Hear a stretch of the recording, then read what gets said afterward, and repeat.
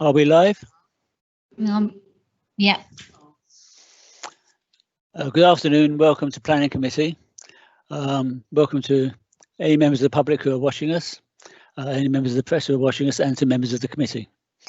The first item on our agenda is to confirm as a true record the minutes of the meeting on the 30th of June. Would someone like to move acceptance of the minutes?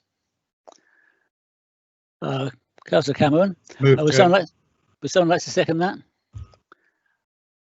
Councillor Nicholson. Those in favour, please show by raising your hand. Everyone I can see appears to be raising their hands. Jeff, have you got your hand there? I wasn't a member of the committee at that time. Okay, you're excused then. Okay, thank you. That's passed. Declarations of interest. Do any members have declarations of interest that they want to raise at this time? Yes. Councillor Tyndall. Councillor Tyndall, sorry. You remember me? You're in the dark.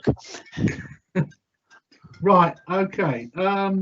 It's just that, as you know, I am now on the cabinet one of as corporate resources, and one of the areas I have to cover is our property. Now, I've had conversations with legal, and they say it's okay for me to attend and to vote on this as a non-pecuniary. You've got a copy, and legal have got a copy of that.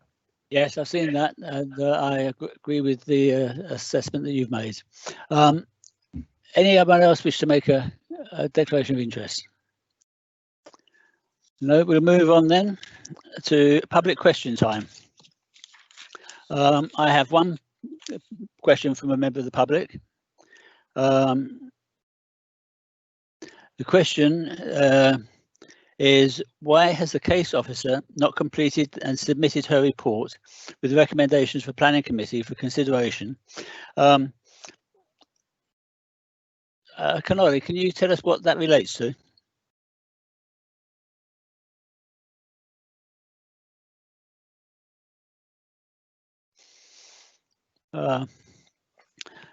Apologies, Chairman.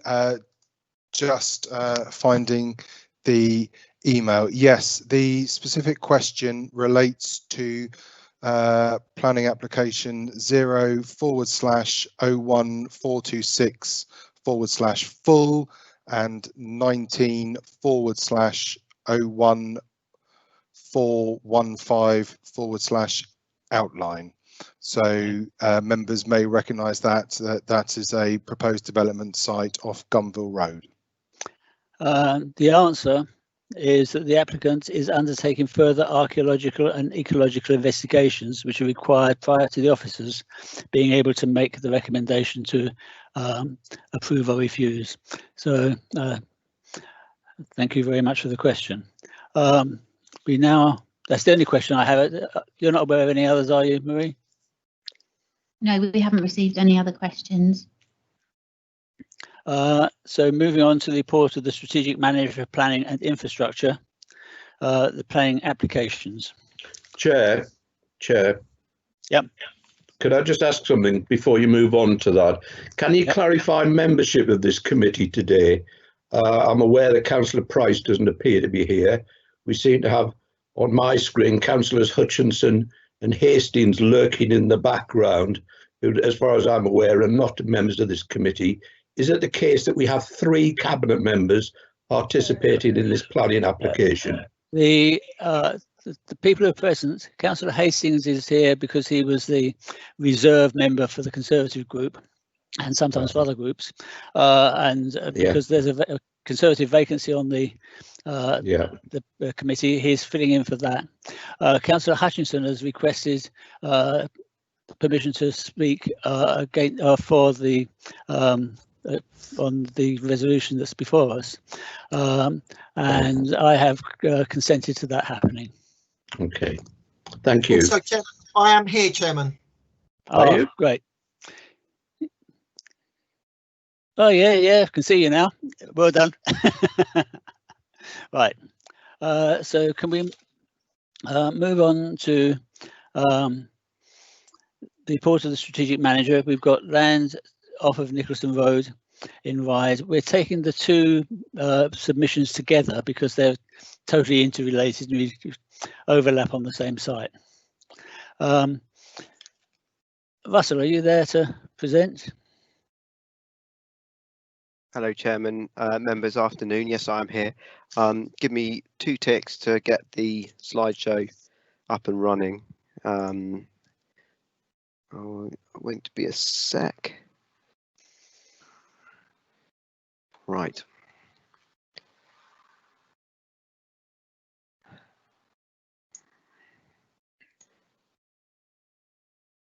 Okay, can everyone see the slideshow? Chairman, is it showing up now? Yes, we can see that. Lovely. Okay, so we'll get started. Thank you, Chairman. So, members, as the Chairman said, this is 2 planning applications, but we are putting them as one consideration, and obviously this slideshow will just cover the 2 together, although they'll be sort of split just to make it easy to see.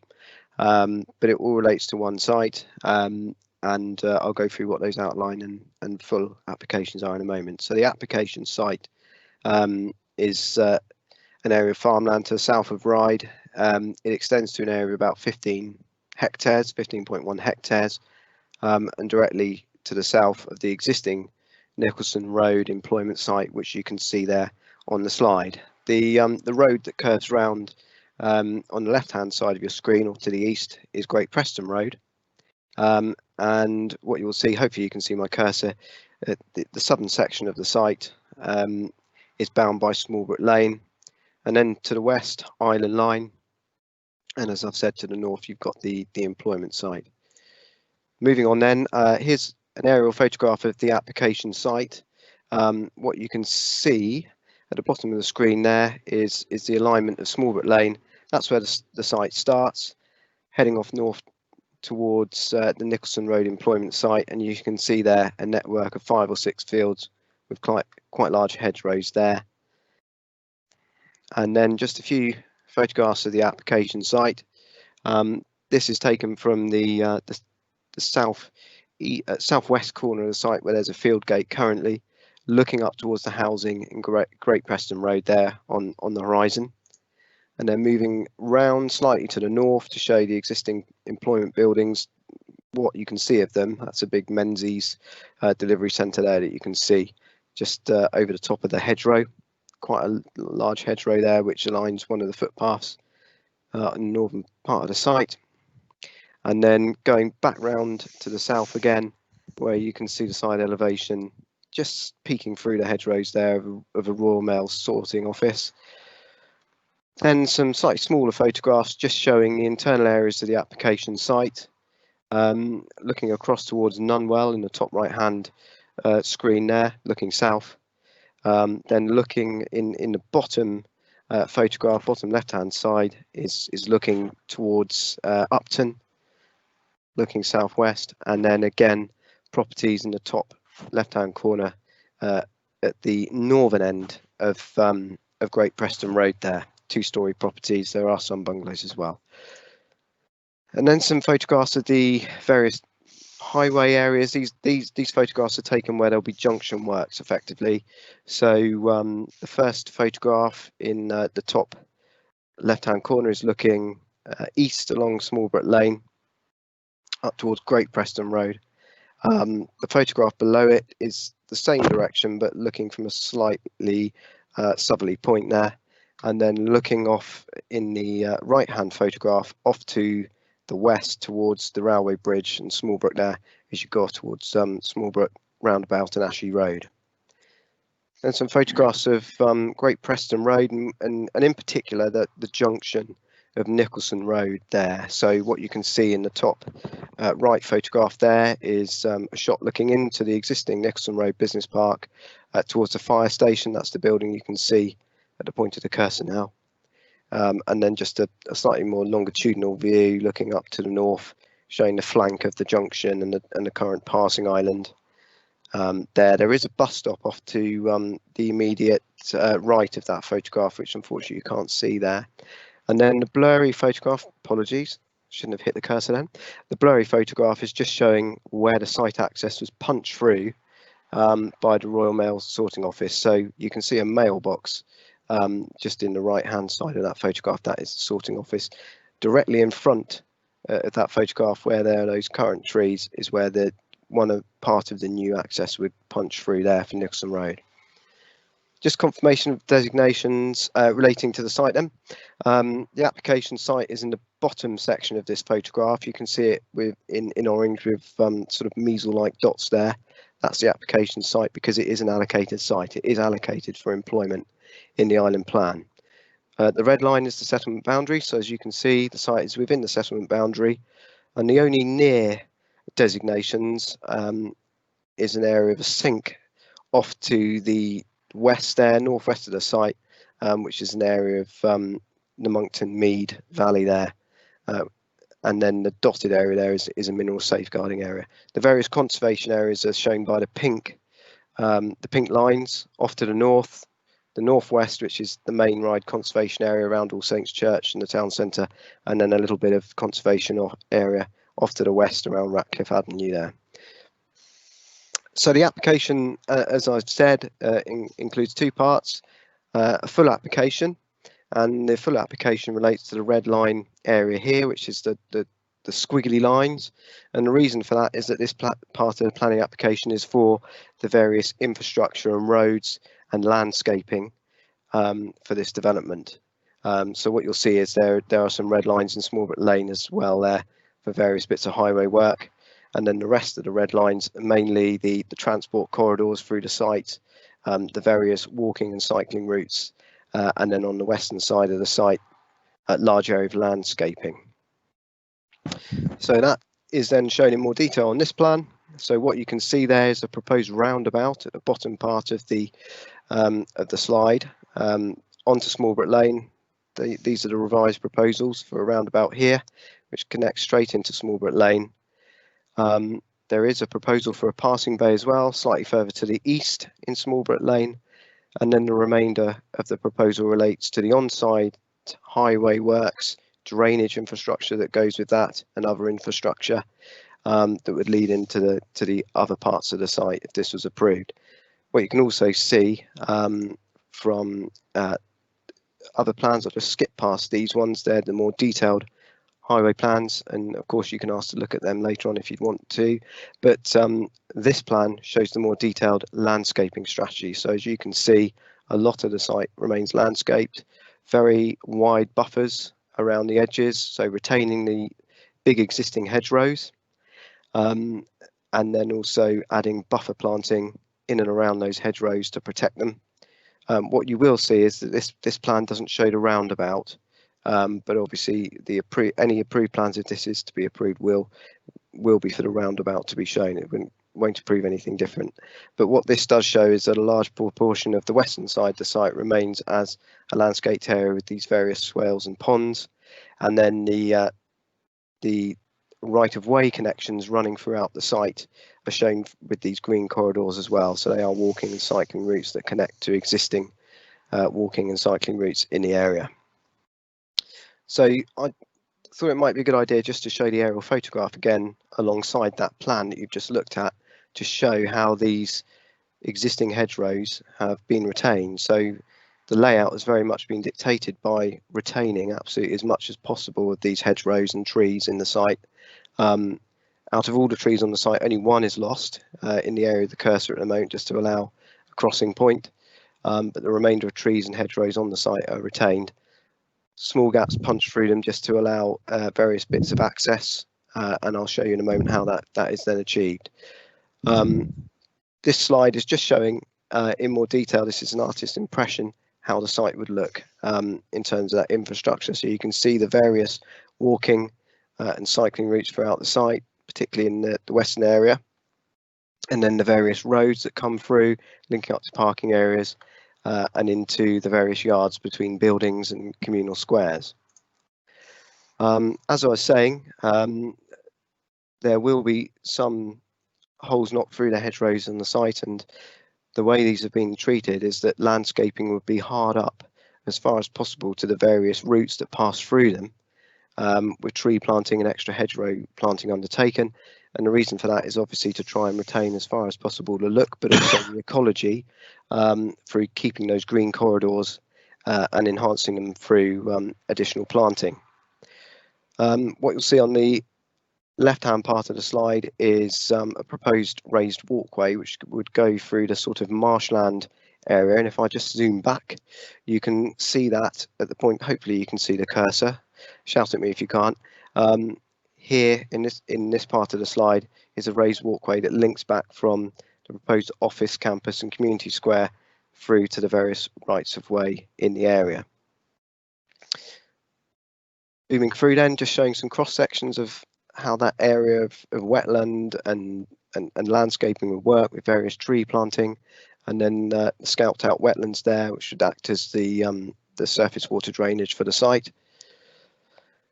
And then moving on to the outline planning application, which is for the actual built development, so the slightly later stages after the infrastructure is built out. So what these white areas show is where development would take place, and the red line boundary is the extent of the development effectively. So then showing the indicative layout, and it is outline and only access is considered. So this is the indicative layout. It sets parameters for the site, but obviously things may change as development gets plugged in and plugged out. But essentially it shows the road layout, which is the full planning application, and in between the sort of sections of the jigsaw are then filled in by the various proposed units. So this application proposes a mix of employment uses with light industrial office use up to general industrial distribution buildings as well, and then a community hub in the northwestern part of the site, which I'll show in more detail in a moment. The site, obviously with a site this large, it can't all be built in one go, and so it's proposed to be phased. So their indicative phasing plans have been shown. Again, just a slight health warning is that these plans were produced before the roundabout was put into the scheme, but essentially this shows how the site could be phased. So phase one, the northern section of the site is built out with some of the employment use and the community hub. Moving through to phase two, further south, so the office campus, which is on the western side of the link road, a little bit more of the general industrial, and then moving through to the later phases of the business park in phases 3 and 4. Just to show how site levels would be used, it is proposed that the various buildings throughout the site accord with this parameters plan, which is in front of you now, which is conditioned in the planning conditions in the report.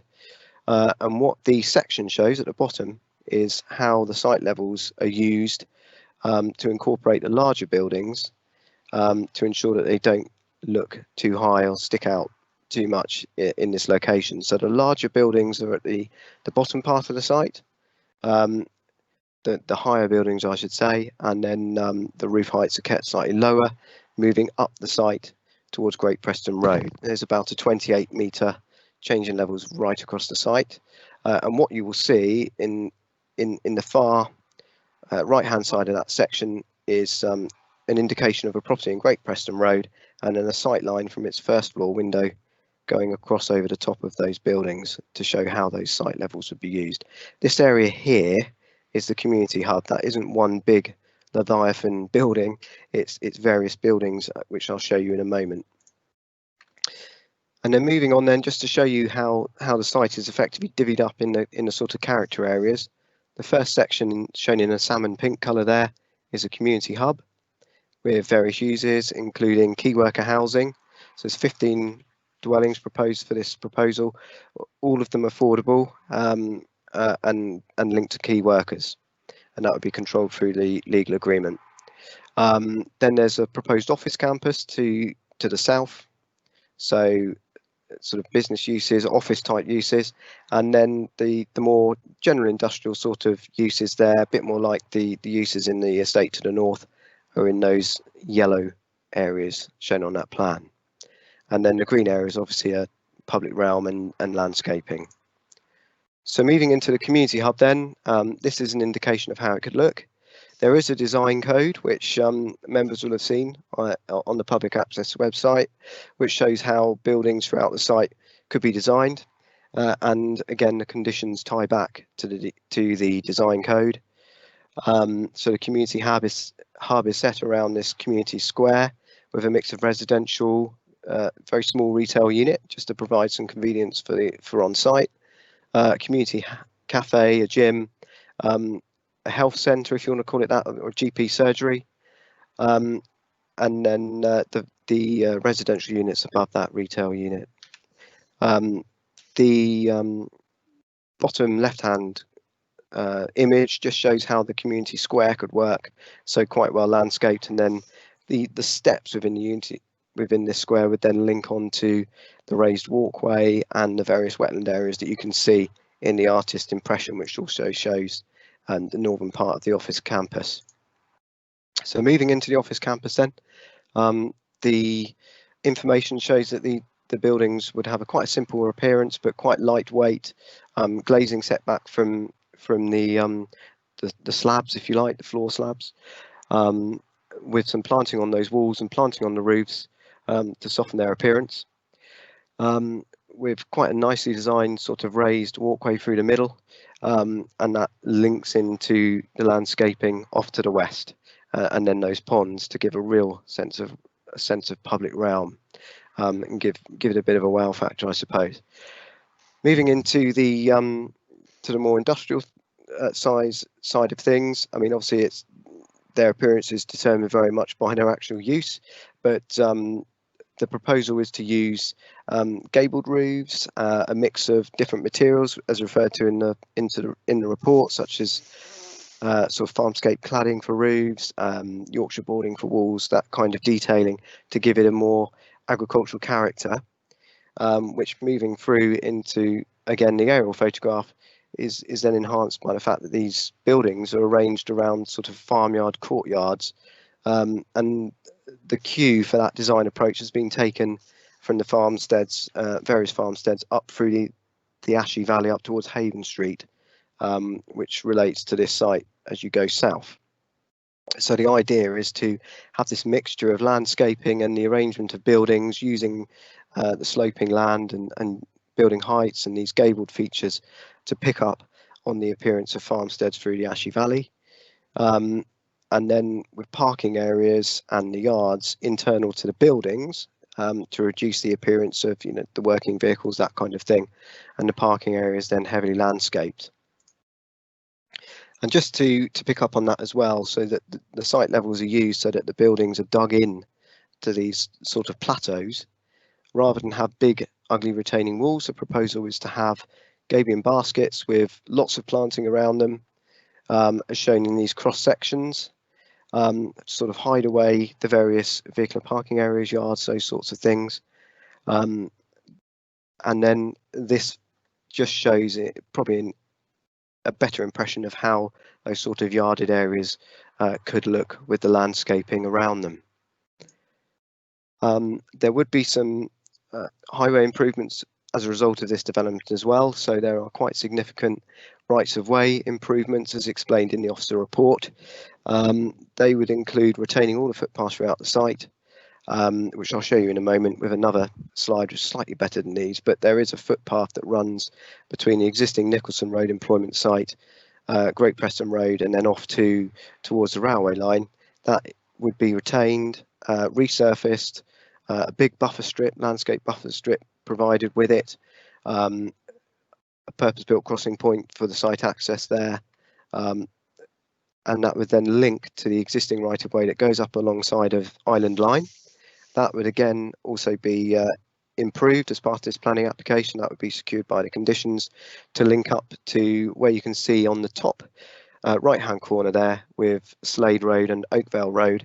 And the point of that is that it then gives a good surface all the way from the application site towards Ryde St John Station, and also the various footpath links off towards Ryde.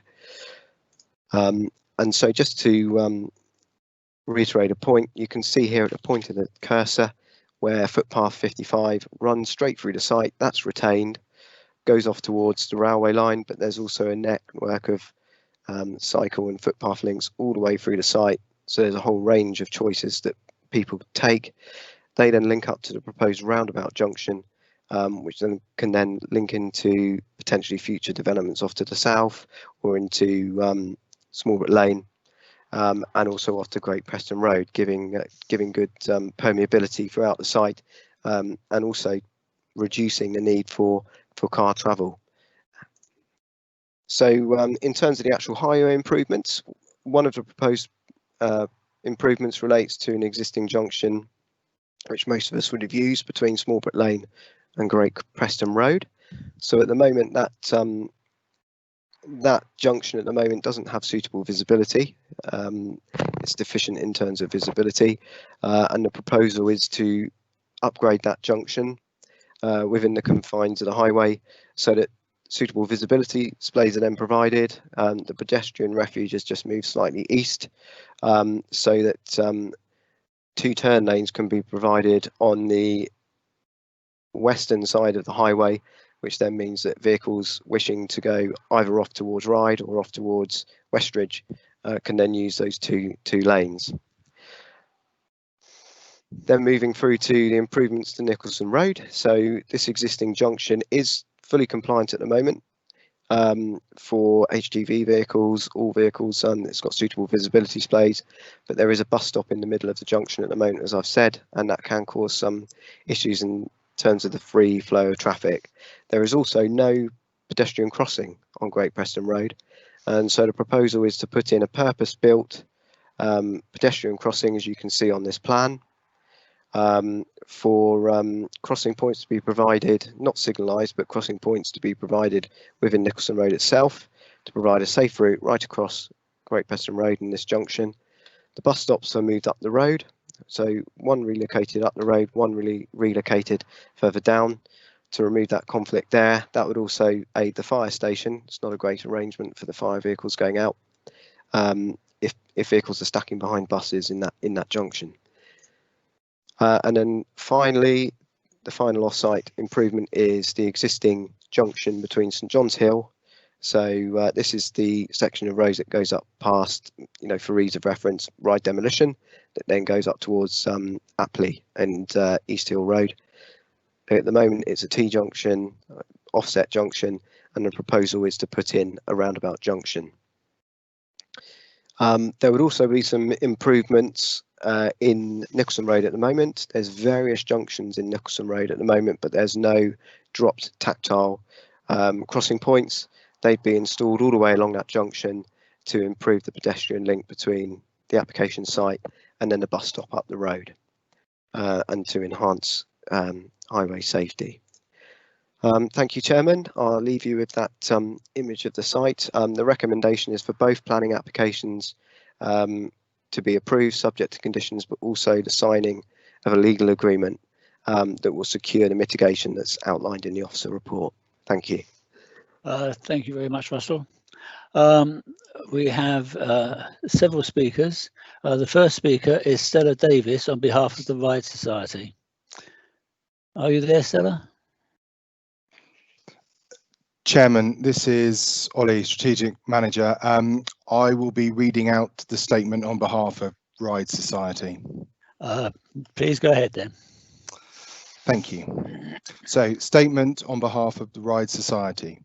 The Ryde Society is opposed to these tandem planning applications, not because we are against business development and attracting new employment opportunities to the island, but because the infrastructure, quite simply, has not been properly thought out and addressed. It is imperative ahead of any application to ensure easy access to and from the proposed site, otherwise traffic chaos and bottlenecks in the immediate and surrounding areas will continue to worsen.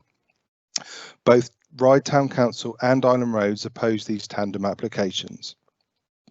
Smallbrook Lane, a C classified road, is not fit for 21st century traffic purpose and, due to land ownership constraints, cannot be safely and comprehensively upgraded. The condition and suitability of the humpback railway bridge to carry greatly increased motorised traffic has not been addressed in officer's report. The Ryde Society wishes to raise safety concerns for key worker occupants of the 15 flats proposed for the community hub. We are totally at a loss to understand why the council consider it's good planning practice to leave them so isolated in the midst of a business park when there are no other residential buildings nearby. The current site is already underutilised.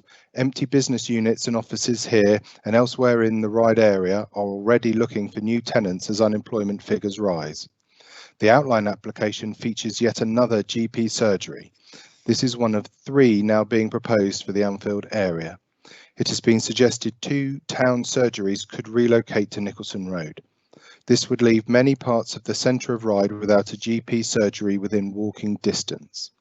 Ryde urgently needs a properly formulated, agreed and adopted infrastructure plan to enable the town to holistically plan for future expansion and to stop piecemeal developer-driven planning applications being submitted and subsequently approved. In December 2019, Ryde Town Council wrote to the Isle of Wight Council requesting one be drawn up. The Isle of Wight Council has failed to action this request.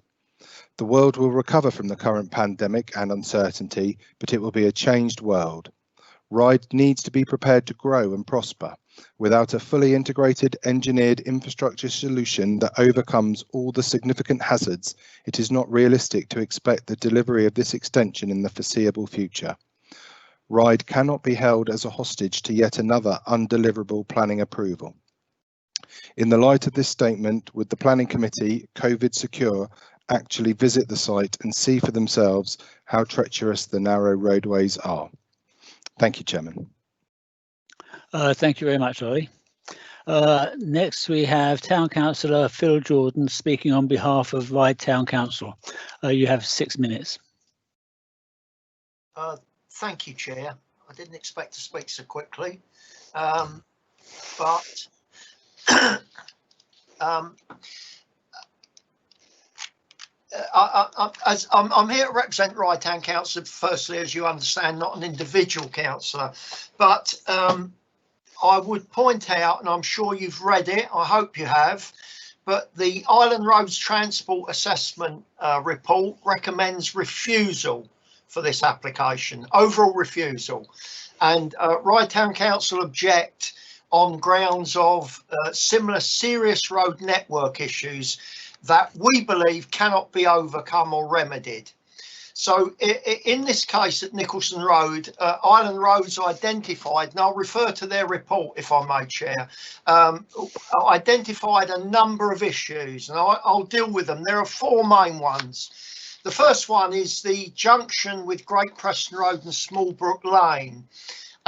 You just saw a picture of a nice roundabout there, which looked very good. But according to Island Roads, it's currently limited in respect to its width, its visibility, and it's subject to capacity issues.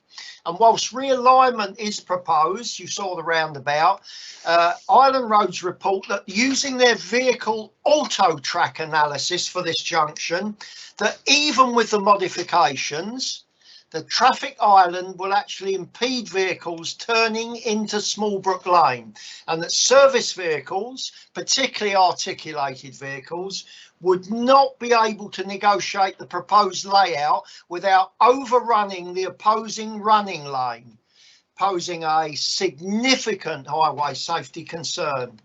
They also mention that the development will increase probability of service vehicles passing through the Smallbrook Lane junction, and that increases a risk of vehicle conflict. Island Roads state that the proposal would add unduly to the hazards of highway users and would therefore be contrary to policy DM2 and DM17 of the Isle of Wight Care Strategy. Item 2 is the Smallbrook Lane junction with Great Preston Road and is detailed. So Smallbrook Lane is now detailed to have a roundabout, you saw a picture of, and a single passing bay. Well, you know, a single passing bay with articulated lorries and commercial vehicles in Smallbrook Lane is unworkable. It doesn't work. Where the idea come from, we have no idea. But the width restrictions of Smallbrook Lane are compounded by the fact that land required to contemplate widening small brook lanes owned by third parties. And in short, there's no guarantee that the lane could ever be widened to accommodate the growing traffic demand, not just from this, but from other traffic increases in and around the area.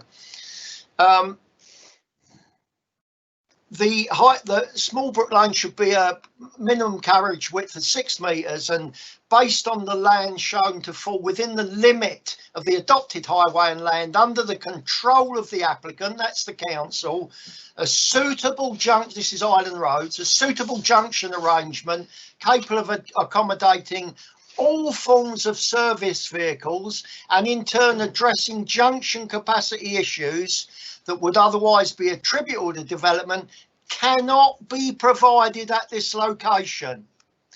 It states that Island Road, the proposed development would generate a significant increase in traffic, which is contrary to policy DM2 and again DM17 in the Isle of Wight core strategy. It seems you're proposing to overturn your own core strategy. Item 3 is the small roundabout at Ashley, mini roundabout. It's long been identified as a serious safety issue.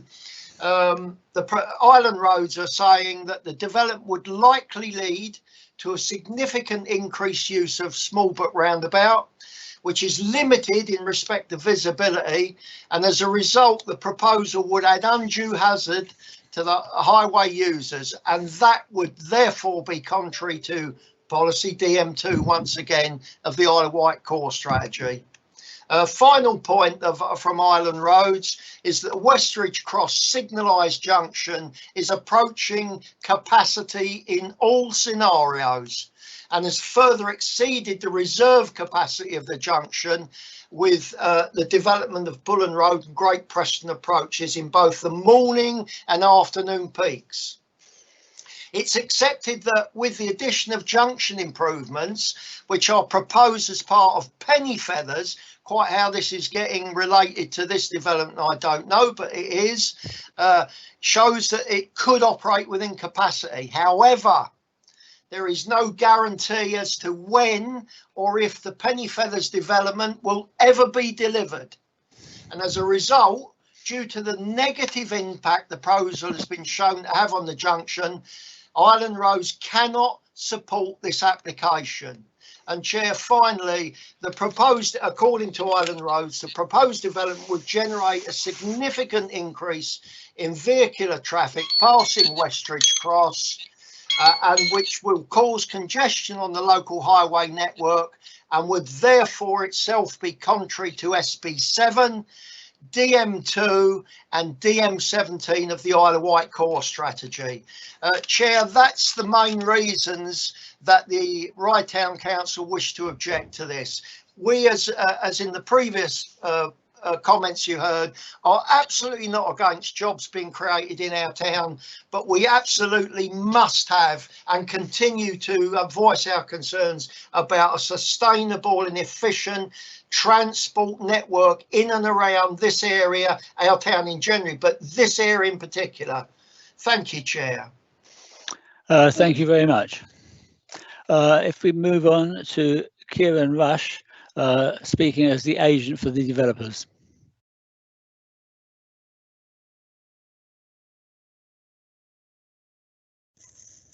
Apologies, Chair. Thank you. Afternoon, members. Thanks for allowing me to address you today. My name is Kieran Rush, Director at Stantec UK and agent for the applications. Russell has sent out quite a detailed context for the site, so I'll not repeat what he said. Suffice to say that this context has shaped the vision for the development proposals. As pointed out, the site is allocated for employment uses within the core strategy adopted in March 2012. It's covered by policy SP3, in particular subsection D. The proposals provide a sustainable solution to allow for businesses to flourish, enhance the environment and create a distinctive place with a diverse range of uses integrated with an active landscape to bring both local and business communities together. They seek to work with the natural assets of the rural setting, the sensitive approach to ecology, enhancing migration routes and providing dedicated areas to support key wildlife species.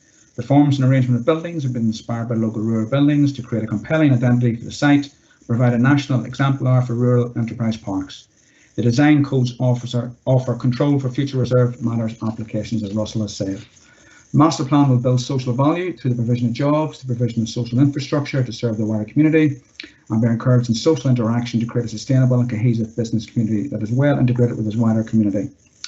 Part of the strategic brief is to deliver economic, social and environmental sustainability enhancements beyond the site boundary by providing a strong vision that embodies the regeneration ambitions of the council and encourages investment, infrastructure designed to support new enterprise and economic growth, jobs and training, improved employment and enterprise opportunities for younger people, to discourage migration off the island, improved distribution of employment across the island, and enhanced GP surgery, improved pedestrian and cycle routes, shops and facilities to support the park and the wider community, improved access to the countryside, enhanced wildlife habitats.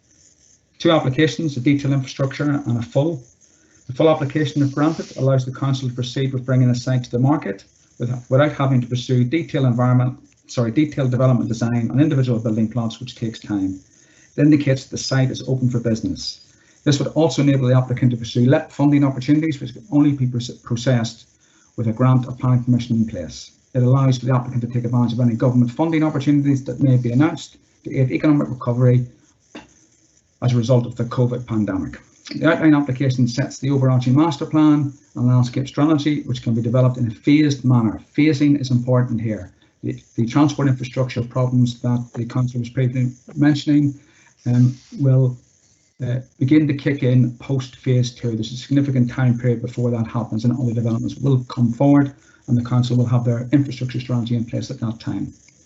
I commend the applications to you, and I hope you can support them as they help assist the aspirations of the development plan and the council's regeneration strategy. Thank you, and I'll hand you over to Chris Ashman.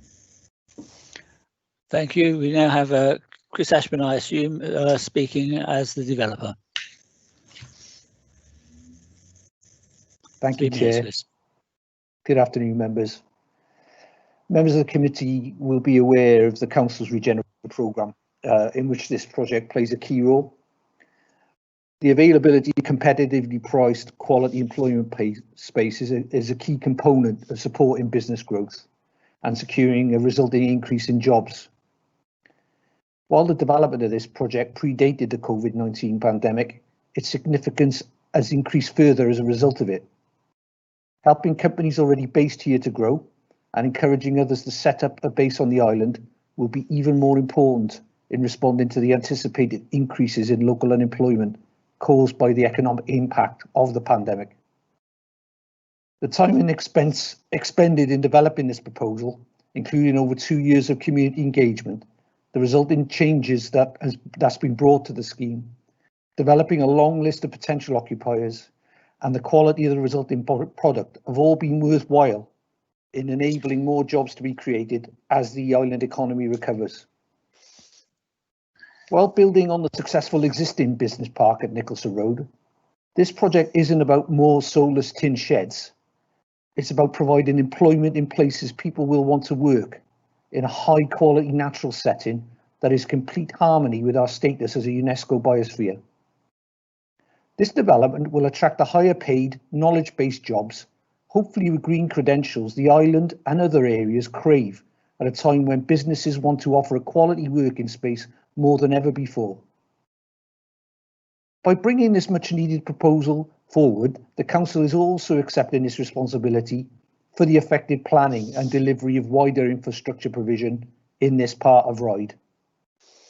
Working with other stakeholders, including other developers, the Town Council, local business and community groups through the Ryde Regeneration Working Group and through the Ryde Place Plan, we will ensure the homes, jobs and supporting infrastructure proposed in the area will be joined up and further enhance the island's offer as a great place to live, work and do business. I therefore look forward to the committee considering and determining the applications. Thank you, Chair. Thank you very much. Now we have Councillor Michael Lilly speaking as local member. You have 5 minutes. Thank you, Chair. As a local ward councillor for Ryde East, I object to the Nicholson Road application in its current form and support Island Road's report recommending refusal. The application is contrary to policies DM2, DM17 and SP7 of the Isle of Wight core strategy. Ryde does need well-paid jobs, and I have always supported the idea of Nicholson Road site being developed into a green, ecological, modern, future-proof business site that is fully integrated into the local community and connected to Portsmouth University. My vision was that all the power on the site was renewable, particularly using solar energy. I had visions that with up-to-date technology, solar produced in the site could be stored and provide electricity not only for the site but all residents in Ryde. I had a vision of high-tech eco-businesses that wanted lifestyle change and spacious and ecological work environments with cycling, good pedestrian walkways to all parts of Ryde and a new railway station connected to the site which reduced carbon emissions and use of car. The vision fits with a post-COVID-19 climate emergency world. This proposal does come short of achieving this. The Nicholson Road development set before the Isle of Wight Council Planning Committee was designed pre-COVID-19 and based on assumptions of a world that is now post-COVID-19 quickly disappearing. It is a mixture of office, community facilities and factories with a road network for petrol and diesel vehicles. In the UK, about 60% of jobs before COVID-19 were in offices. Now, post-COVID-19, demands for offices are declining as workers have good Wi-Fi at home and continue working remotely. Factories are also changing, and in fact, in the current Nicholson Road site, we are seeing empty premises with no interest. The Isle of Wight Council's own audit committee questioned the viability, sustainability and feasibility of this new Nicholson Road site extension, which was fully supported by the external auditor. Isle of Wight Council is now not going more funds into the development of the site. This planning application will rely heavily on outside funding and infrastructure. There is no guarantee this will happen. But more importantly, Ryde Town Council's vision for Ryde would have an overall road infrastructure plan which was for all the development in the town, industrial and housing that was fit for purpose and put in place before any developments were built. This is adult joined up thinking. The current roads in south of Ryde are simply country roads not designed for the heavy goods vehicles a commercial site demands. The road system through Ryde is a 19th century horse and carriage design system with narrow roads with housing closely built on either side. All traffic to Nicholson Road from the ferries has to go down St John's Hill and over a railway bridge built in 1880 to go through country lane or go through country lanes from Wootton or West Ryde single lane country roads. Island Road's report recommending refusal clearly states the local roads are at full capacity and not fit for increased traffic. The proposal to enter the site from Smallbrook Junction and Lane by creating a roundabout is just unfeasible. It is also one jigsaw piece solution to a much needed whole jigsaw solution. The Nicholson Road site is not viable unless Pennyfeathers goes ahead with its road system, and that takes traffic across to Brading Road, but we do not know if Pennyfeathers will ever start. So Isle of Wight Council, desperate to see this site approved so it can sell it, has come up with a road access system that even Island Roads is recommending should be refused. The whole scheme is half-baked, desperate, and if approved in current form, will haunt Ryde and its residents for decades. Ryde Town Council and local residents have said the principle of an employment-creating business and eco-community part on this site is welcomed, but there has to be adequate safe traffic, transport and road cycling pedestrianisation system that is fit for purpose and benefits the local community. Members should both both defer the decision and request Isle of Wight Council regeneration team to go back to the drawing board and consult further with the community and come back with a workable scheme, particularly traffic scheme, or simply refuse it outright. Pushing the decision through to get planning permission to access funding or just sell the site is irresponsible, and in fact creates a precedent for other half-baked schemes to get permission in the future. The future for Ryde South East looks bleak, with decades of eyesore half-finished buildings designed for a pre-COVID and climate emergency world. That time will pass by and put in the nail in the coffin of Ryde's future. Lastly, putting forward a large planning application while we are still in COVID-19 crisis, when residents are vulnerable, bracing themselves for another lockdown and less likely to have the energy to object, not only infringes their human rights, it's downright cruelty. Thank you. Thank you very much, Councillor Lilly. I have had a request from the Deputy Leader of the Council to speak on behalf of the Cabinet. I've used my discretion to allow this. Therefore, I ask Councillor Stuart Hutchinson to please make your points. Okay.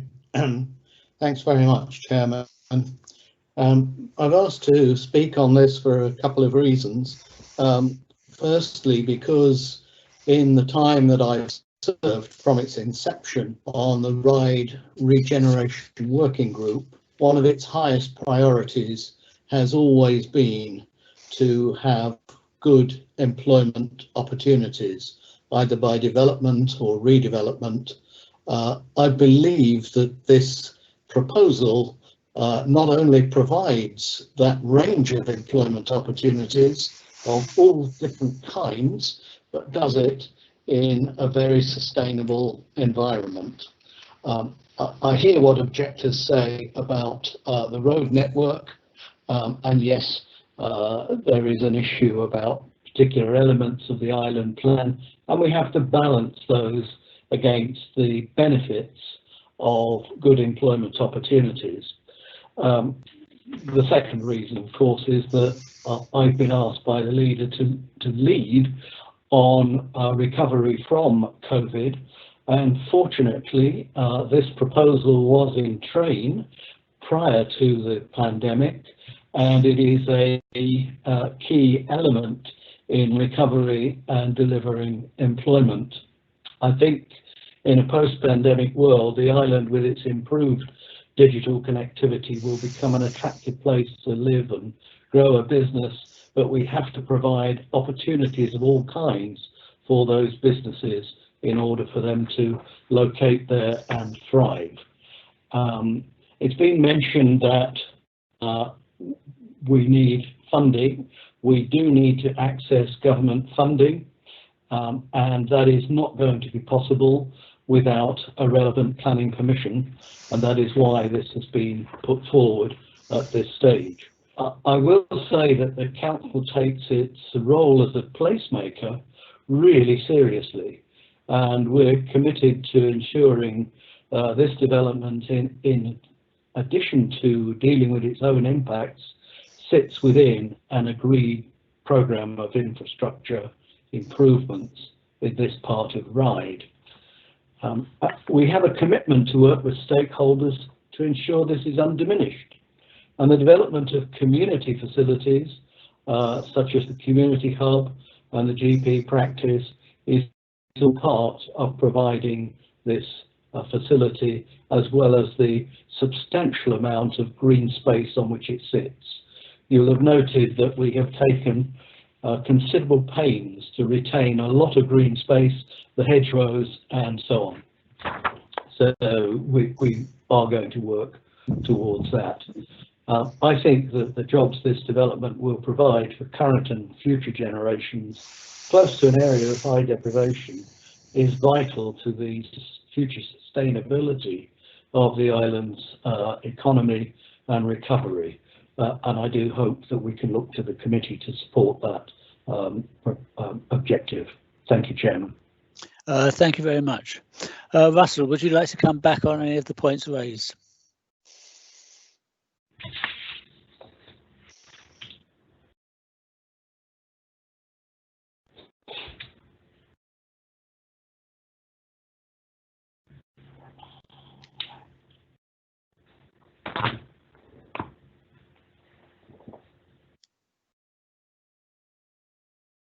Russell, are you coming back?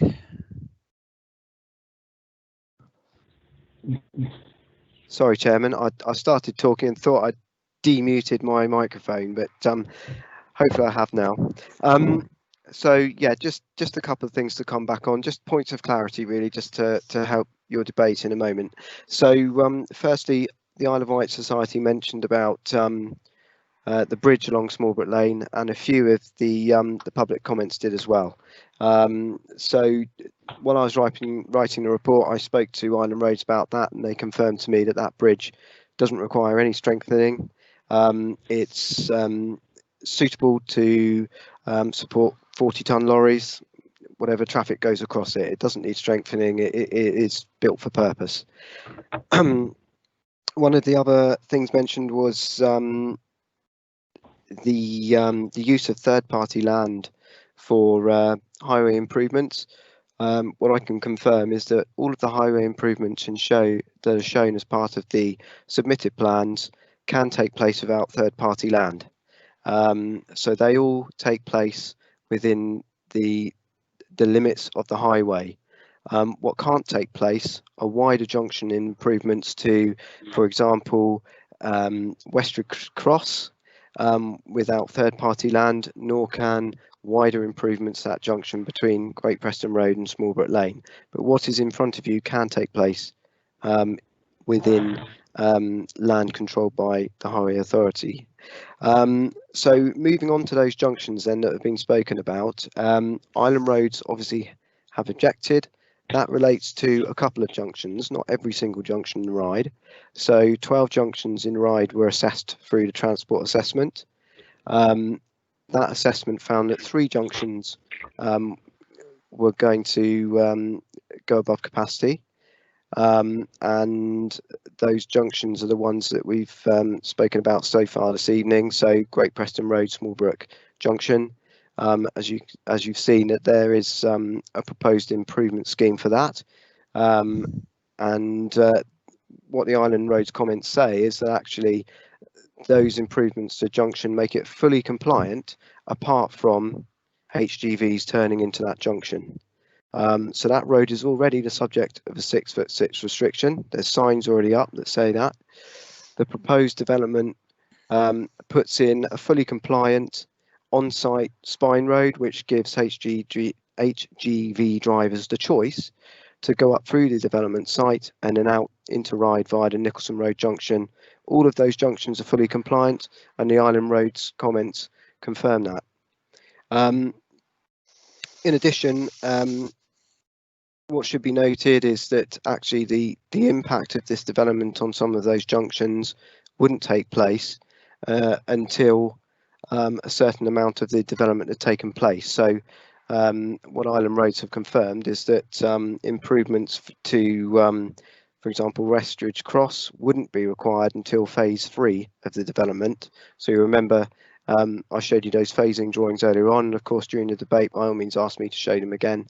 But as the Ofsted report says, a contribution has been confirmed by the applicant towards various junctions in Ryde, and that relates to the Smallbrook roundabout that serves Smallbrook Lane and Ashley Road. That is an existing planned improvement. It's number 1 on the hit list for the Highway Authority in terms of those junctions across the whole of the island that need improving, and this development would contribute towards that. And in terms of Westridge Cross, that junction does require upgrading at some point, and the proposal is that a contribution is made by this development to allow that junction to be upgraded. Phase 3 would not allow to be occupied until those works had taken place. So the whole development couldn't open all of its doors and operate. There is a sort of a ceiling level, if you like, at which point this development would then start to affect the capacity of that junction. And Island Roads have agreed that that is phase 3. So the conditions are worded, and the legal agreement would be worded in such a way to say phase 3 cannot start, cannot be occupied until that contribution is made. And that, of course, rules out the potential for an impact if those junction works haven't happened at a certain point in time. What I would remind members is that any planning application is a balance. It's a balance between different interrelated policy issues. Highway issues are not the overriding issue for this site. Those concerns which relate to two junctions, which this development has proposed to make mitigation to, must be weighed up with the economic benefits of this development. And we have heard in many planning committees for housing developments in this area of Ryde over the last 5 years, local residents say to us, you know, where are the jobs coming from? How are these jobs going to be delivered? Well, this site, which is allocated already, it's been allocated for around 10 years, is the employment site in this area of Ryde. And it shows that there is a real mix of employment uses here. The plans show that the design, the layout of it is an exemplar, as the slide shows you now. And those issues must be balanced up with the highway related issues. Now, of course, members, it's your choice how you balance that up, but officers have provided you with a balanced report, which we consider makes the right balance between all those interrelated issues. But of course, it is only a recommendation. And by all means, ask any questions or ask for any slides that you'd wish to look at. Thank you, Chairman. Right, we're now going to allow members to sort of join into the debate. First of all, though, can we see if there are any questions that just relate to fact or detail rather than discussion? Just are there any points of fact that anyone wants to raise? And can you please do that? Identify you want to speak through the meeting chat bar.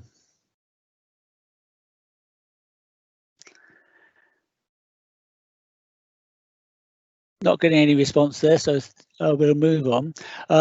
Because of the sensitivity of this, I think we should.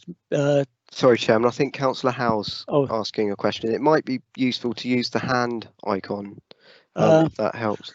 Well, the meeting chat. Okay. The meeting chat allows me to see people in order that they've. So just saying, put your name and just yes, please. Okay. Is a much better way for me, because otherwise you just get half a dozen hands.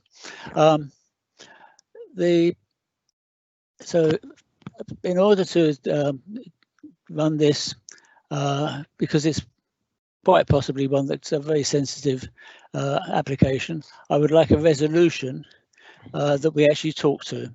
So can I ask if anyone is willing to put a resolution to accept or reject this application?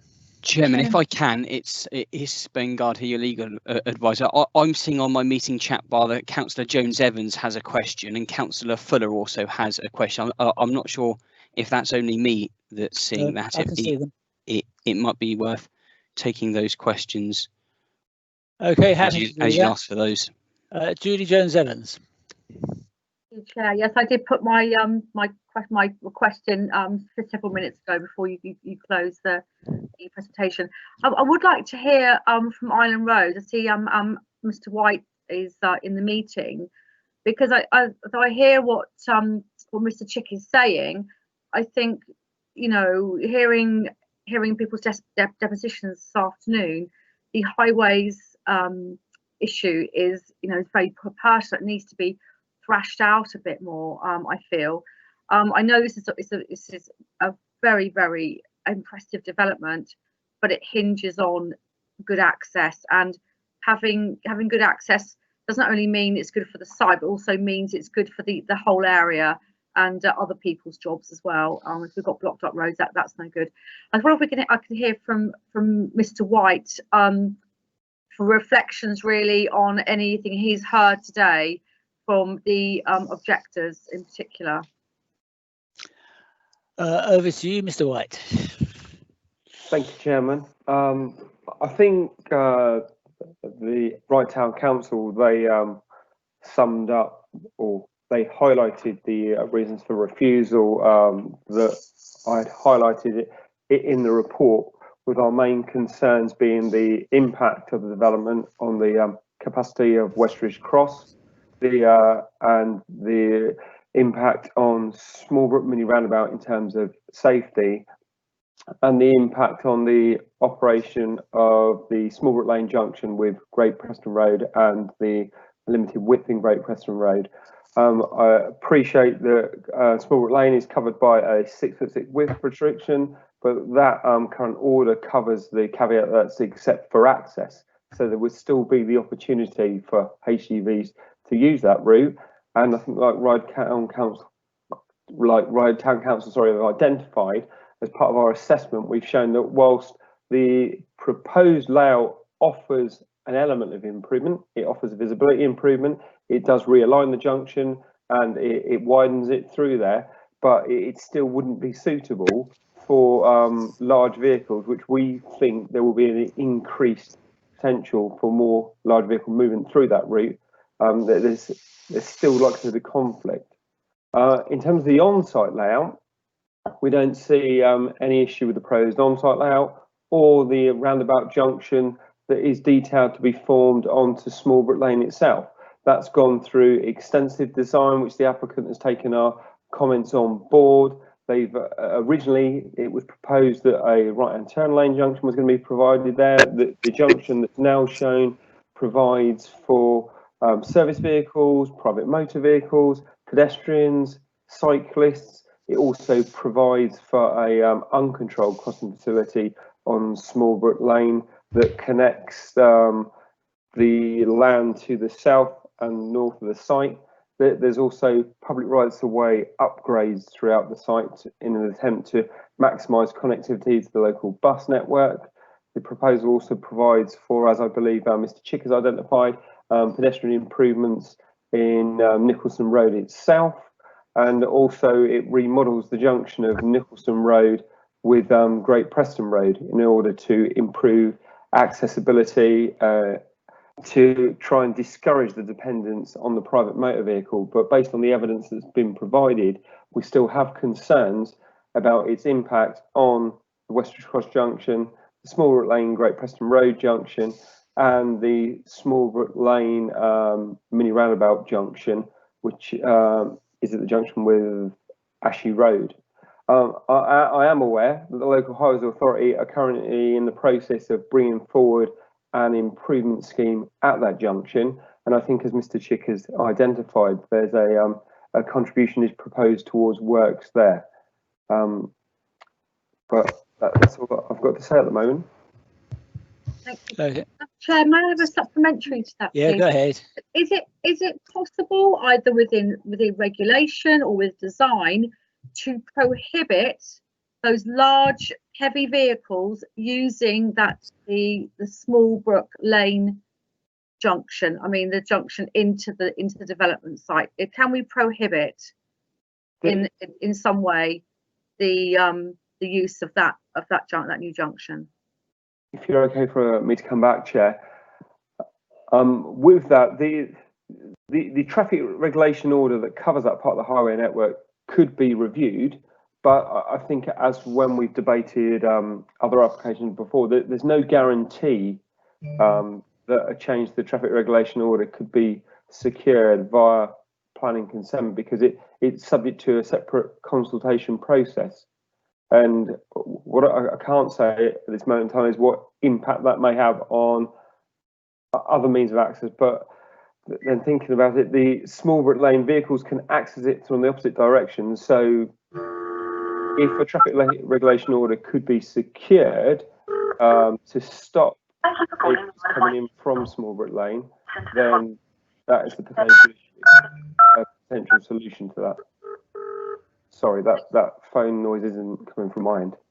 Thank you, Mr. Mike. I guess I appreciate that. Yes, the Smallbrook Lane itself would still need some vehicles, but I guess I was talking about that new junction. I guess the new puncture in. Could it be designed out that actually it'd be impossible for heavy vehicles to get in or out?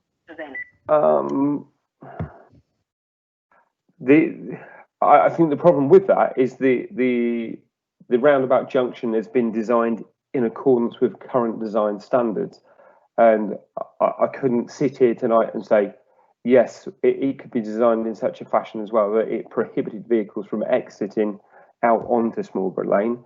But again, maybe it's something that could be addressed by traffic regulation order, but I wouldn't encourage applications being reliant on traffic regulation orders because they can't be guaranteed. Okay, thank you very much. Councillor Fuller. Chairman, can you put my name down to speak sometime? I don't know how to get it through chat. Okay, yeah, noted, John. Thank you. Did Councillor Howell want to come in? You go first, Paul. Sorry, I just saw that my mute button had come back on when Councillor Howell spoke. So apologies for that. Yeah, the question I want to ask is that, you know, there seems to be three issues here with three junctions within the wider scheme of Ryde. Now, listening to what Alan was saying just now, there seems to be three solutions that can be put in place. I'm just wondering, well, we're looking at a planning application and those three solutions haven't been properly looked at, assessed and put in place for this application. And I was just wondering whether these discussions are ongoing. I know that there are sticking plaster solutions, but I don't think we want that. I think we want real solutions for the problems that are being discussed here. Thank you. Okay. Councillor Hollis. Right. I think I'm unmuted now. Yep.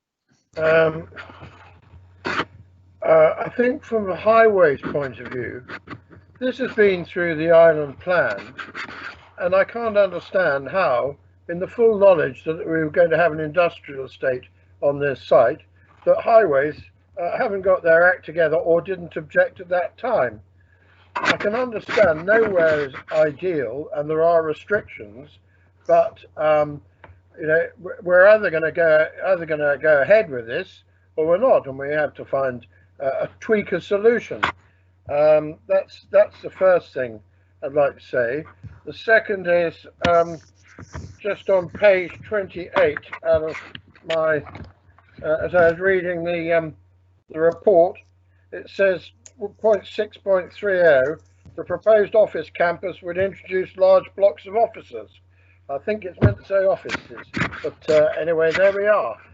Talking of those large blocks, I think this is the top half of this application looks very good. The bottom half, in my mind, looks an absolute mess, and also I think it's a complete waste of land if we're going to use it. I mean, I don't know what these ponds are supposed to be doing. And the office blocks, I mean, surely we pass things that are up to date. Is there a real requirement for office blocks in today's environment?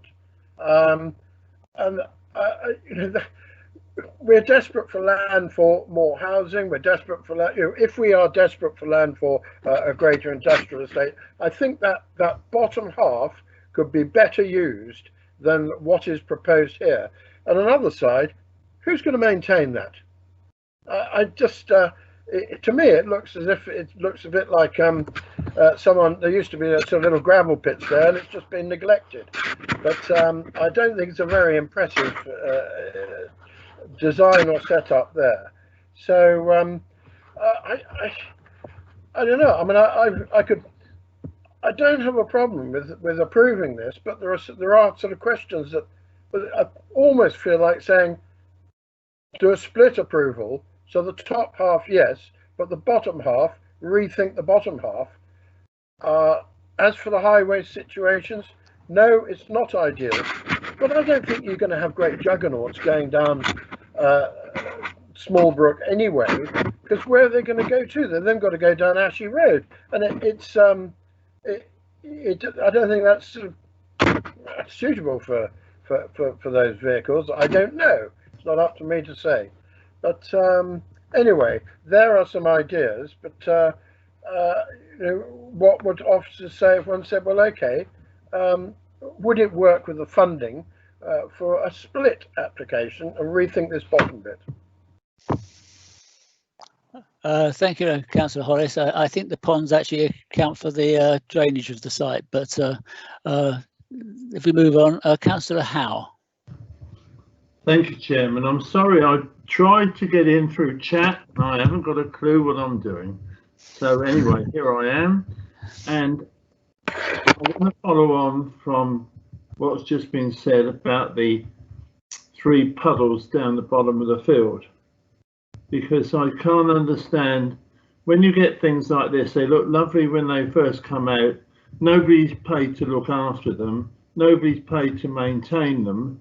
And then it gets a mess, and then kids get messing around it. Somebody gets drowned, and then all of a sudden they want to fill them all in again. So I'm not very impressed with that. So that's one. Secondly, I'd like to know, has this ever been used for agricultural land, or is it just there as wasteland for many years? And the other third one was something's been mentioned twice. Why don't we at least put a state, if we're going to turn it into an industrial estate, why don't we put a station at the bottom, which would make access even easier and maybe cut down the amount of traffic coming into and going out of the site for people working there? So I can see a lot of positives, but I can see a lot of problems as well. And if it was my choice now, I would start thinking about whether I should defer it for looking at it again with Island Roads as well, to make sure that we can make sure the access, if we have roads and lorries and business stuff come in, that it's easy accessible. Thank you, Chair. Thank you. Russell, would you like to come back on that? Thank you, Chairman. Yes, just a couple of points. I mean, in terms of the western side of the site, I guess, you know, beauty is always in the eye of the beholder, isn't it? But the aim of that section of the site is actually for ecological gain, and also to manage surface water across the site in a sustainable manner. So the aim of it, members will all be aware of the flooding issues that relate to Monkton Mead, and water coming off land around the catchment and spilling very quickly down through Monkton Mead and into Ryde, and causing horrendous flooding for local residents. You know, it really is problems for them. I know people who live in those areas, and you know, it really was a problem for them a few years ago. The purpose of those ponds and the network of swales and hydro breaks is to slow down the surface water from this site, so that when it does enter Monkton Mead, it doesn't as a jet stream and therefore cause additional flooding further downstream. And in fact, Natural England commented on that section of the site and said it's an exemplar. They thought it was one of the best landscaping schemes they've seen. It delivers the ecological enhancement that's required. It delivers an area of public realm for local people to use. But also there are conditions which will secure how that section of the site is managed in the future.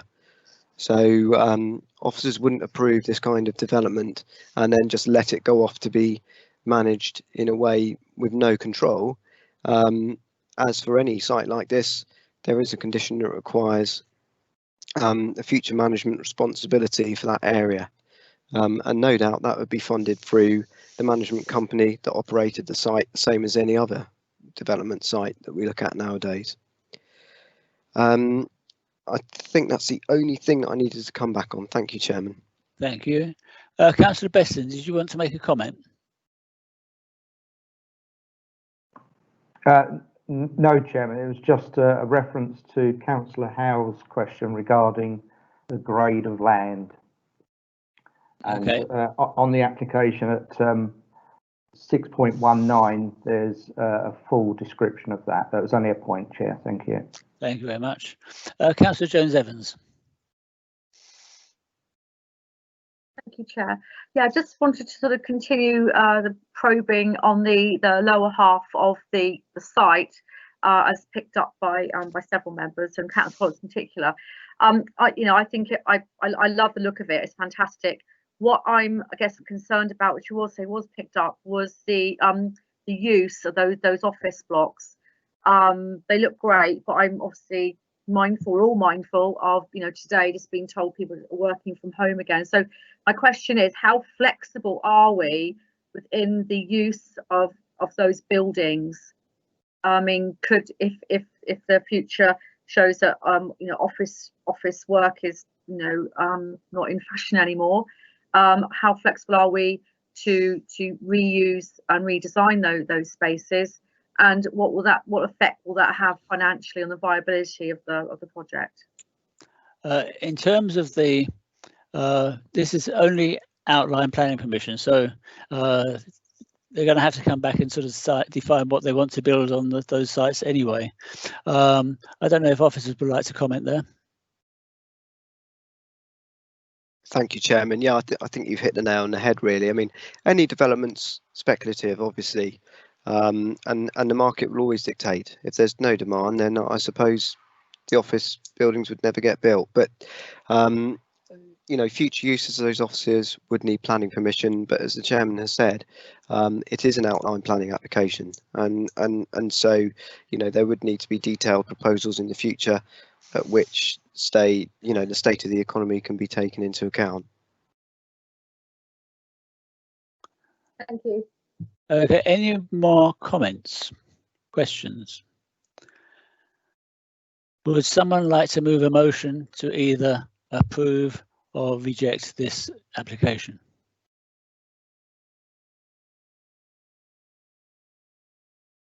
Judy, Councillor Jones-Evans. Yeah, apologies, Councillor Quirk.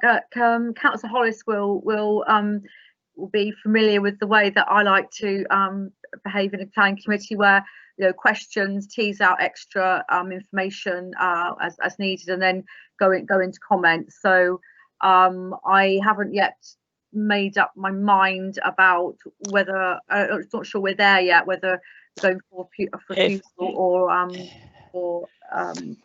if we have a resolution, we can still discuss it. We have to have we should have a resolution to actually discuss. I'm not ready to put one forward yet. I'd like to have some comments. Okay.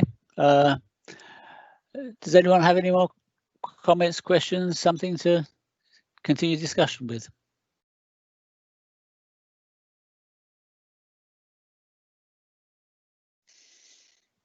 Chairman, I believe Councillor Howe has a question. Councillor Howe, yes.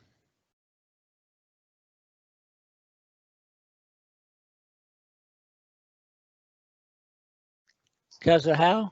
Right, just unmuting, Chairman. Yes, I'm quite interested, but we keep coming up with sites industrial. I mean, we spent a couple of years ago, we were taken round the yard, the old White's yard at the cows, about who was going to build, and they were going to build factories, and we decided that we wanted the factories built first tonight, but I didn't see anything moving on that one. I mean, it just seems to me that the planning on the island, I mean, I'm not complaining about the officers, they do their job very well, but we seem to go forward with ideas and planning application, and then it just stops. We have planning, we look at bit of sites for housing like penny feathers, and then it just stops, and it's like people are building up sites for future and not for planning for now. So we just don't seem to be going anywhere. And yeah, we'll vote for this, and then it will sit there for ages. Maybe the council will get paid for it, and then somebody will take it on, but then nobody will build on it because they'll want to sit on it for a few years and just watch the price increase. And we don't seem to be able to, when we do planning, we don't seem to be insisting on going forward with it, just giving the opportunity for developers to buy up land for future development and to watch the money grow in their bank accounts. So I would like an answer really on where we're going with this. Okay. Is this a site that will move forward once it's approved, or is it just going to be another site that will sit there with planning permission and not actually go anywhere? I think you'll find that there are two types of development or sort of sets of plans that we approve. There are plans that are put in from local organisations that get built, and plans put in by large off-island organisations that get land banked. Unfortunately, we always put a condition about that they should start within 3 years, but we don't actually have the power to really enforce it, to take the planning permission away when they don't actually start in 3 years. Ollie, would you like to comment on that? In your opinion, Chairman, would you say this was a development or a land bank? I personally think this is development, but it's because it's all originating from the island, not originating from London. Okay, well, if you think that's good, thank you. Ollie, would you like to comment on land banking? Thank you, Chair. I think members are aware or have expressed concerns on that issue. What I think we do need to bear in mind is that we are here to consider the application in front of us and not necessarily the intentions of the developer.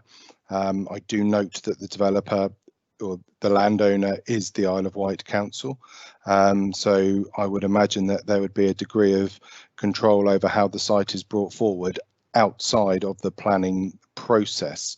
We do have some tools available to us through the planning that allow us to think about the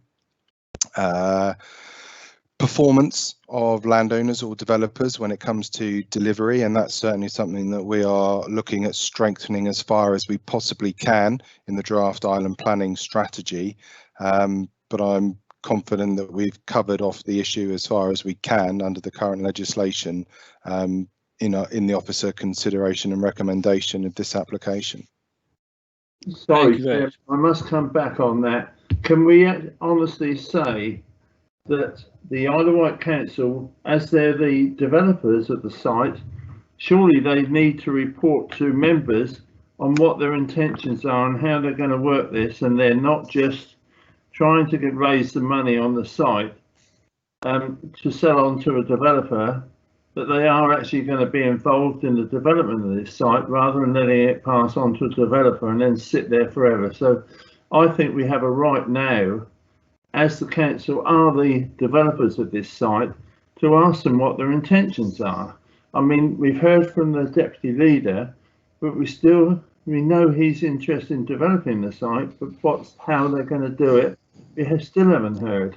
So, Chairman, I would ask that we should suspend the decision on this site until such times as we actually know what they're going to do with it, and whether it's not just a way of raising money to sell it to a developer and then walk away from it. Because if the council do own it, they have a right to the people on the island to do something about it.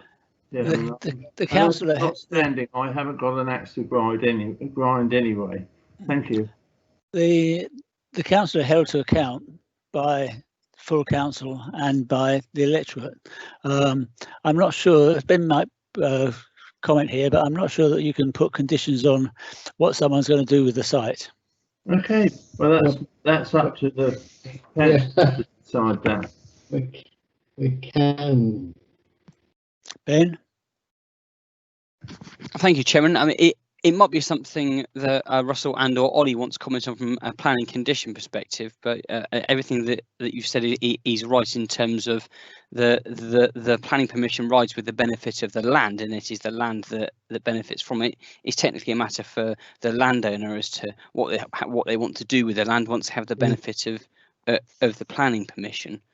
I'll leave it to Ollie and or Russell to make any comment they want to on any specific planning condition. Thank you, Ben. Chairman, it's Russell. I just, you know, from my point of view as a planning officer, I just think all applicants have to be treated equally. Despite the council clearly is the applicant, but as an officer, we have to look at it in terms of the Planning Act, and we wouldn't, with other developers, go off and say, how are you going to do this? We might do that in a planning policy sense, so that we could then look at our monitoring report and assess how development would move forward and in that sort of monitoring policy approach. But from a development management point of view, we wouldn't go to a developer and say, well, here's a recommendation for approval, but we need to know how you're going to deliver it, who is going to finance it, those kind of things. They are not normal questions from a development management perspective, and we certainly wouldn't be able to condition them. Because how could we enforce a condition that said you will finance this development in a certain way? Sorry, Chris, I never mentioned finance. I was just asking when it was going to be built and is it going to go forward. I never asked anything about finances. Sorry, Councillor Howe. So I think, you know, it would be like any other development then, Councillor Howe. It would be looked at as a speculative development. Once the developer gains a planning permission, it's then their choice to go out to the market and work out the demand for the development they may have permission for, and then how it is then delivered, and that then dictates the speed of delivery. So that's the normal point. Just one thing I would come back on, just for information, in terms of, for example, Medina Yard, that planning application hasn't been approved yet. It's subject to a Section 106 agreement, which is nearing completion. So that's a large scale development. That's why nothing has happened on that site yet. Yeah. To be fair, Russell, sorry, Chairman, but to be fair, Russell, during that, when we did the development on that site down at the old yard, was that there was many conditions that was asked on what they were going to do and what buildings they were going to put up. So I think we did ask a number of questions on that site. But no, I don't want to proceed anymore. I've said my bit. Thank you. Councillor Fuller, you were wanting to put a resolution. Should we take a couple more comments before we actually take a resolution? You happy with that? Yeah. Yeah. Councillor Price. Thank you, Chairman. Just a couple of comments I wanted to make, really. I think I am a bit concerned that we're looking to go against the advice of Island Roads, but on the other hand, you look at all the potential developments that are going to come forward and the other highway improvements. It's a difficult area. We've looked at so many applications around here with Penny Feathers and the Rosemary Vineyard application and so on. If they all go forward, of course, the highway improvements will take place, which will complement these.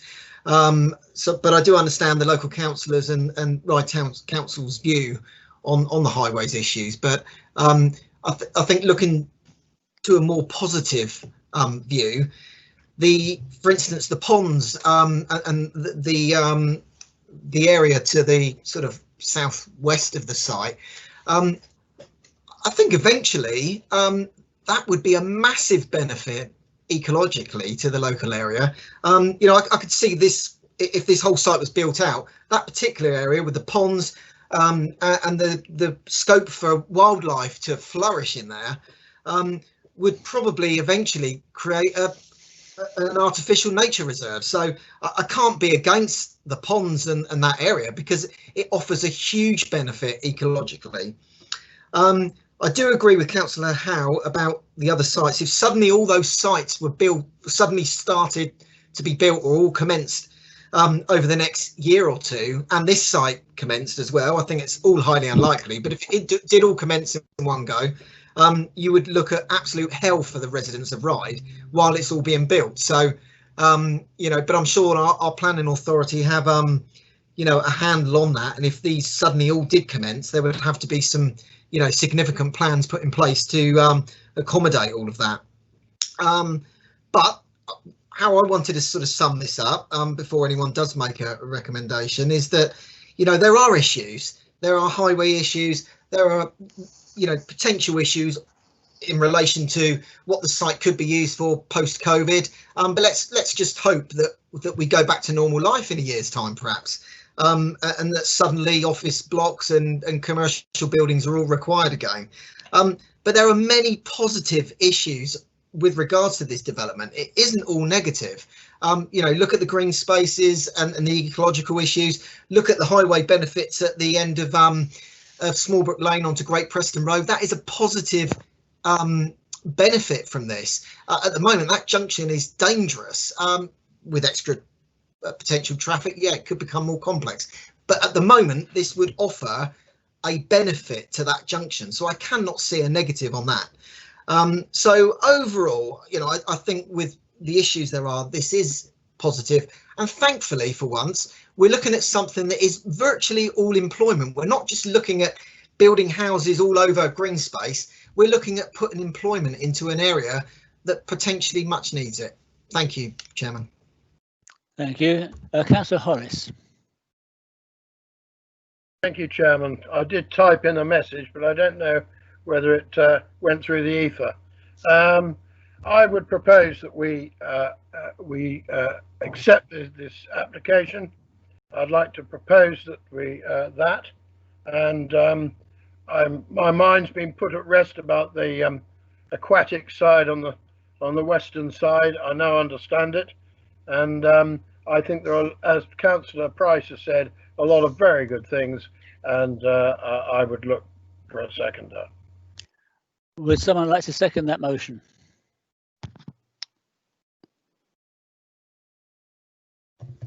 Yes, I'll second it. Was that Councillor Nicholson? Councillor Kilpatrick. Kilpatrick, sorry, cracking up. Councillor Kilpatrick seconds. Okay, so we have a resolution to this debate. Does anyone want to have further debate on the resolution?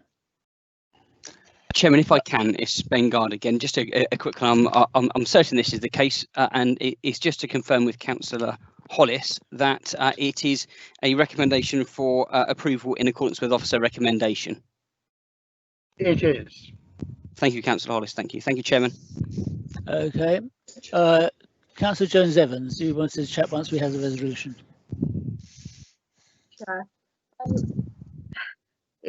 It almost pains me to say this and to keep labouring the point, because this is, you know, a very, very good application apart from the highways issues, and I don't think we should shy away from them for the sake of having a quick resolution. So my thinking behind this is this. I just want to turn our face to Newport for a moment. Now, we missed out on two big opportunities years ago with the Solent, the housing development that came from Carisbrooke through to Newport to the south of Honey Hill. That was supposed to be a way to have the bridge away from the centre of town, but it got changed. It became a meandering kind of development, hence we've got more traffic coming. There's opportunities, I believe, with now obviously Councillor Brodie on the committee and Councillor Price, which have much more to say on that than me, and then we end up with the improvement of the Asda roundabout, which is much hated and loathed by everybody, and we've still got issues in Newport now, as you know. So we can't just skim over the issue of Smallbrook Lane. Yes, we're going to have some much needed improvements at the top at the junction of Great Preston Road. I mean, I do use that, so I do know it quite well. That is needed, but you know, this actually, when you read the island plan, this actually goes against DM17, and in particular, let me just read this out very quickly to you. 7.283, which is on page 188 of the island plan. Within the rural area, the suitability and capacity of the road network to accommodate traffic generated by a proposal will be key to judging its acceptability. It's particularly the case when new proposals could reduce road safety to the generation of increased traffic and a greater use of larger vehicles. Very clear that comment there, that statement relates to this. And we should also be looking at enhancing and maintaining our highways assets. There's obviously 7.276, 187 on the island plan. Maintain and improve journey time, reliability and predictability for all road users. Protect and enhance the environment and quality of life. Improve road safety. Reduce the need to promote travel choice. Now, some of this is done within. We've got some great walking routes and cycling routes.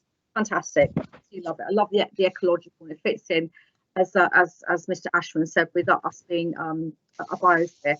But I can't get away from the fact that Island Roads have put some of the highways elements up for refusal.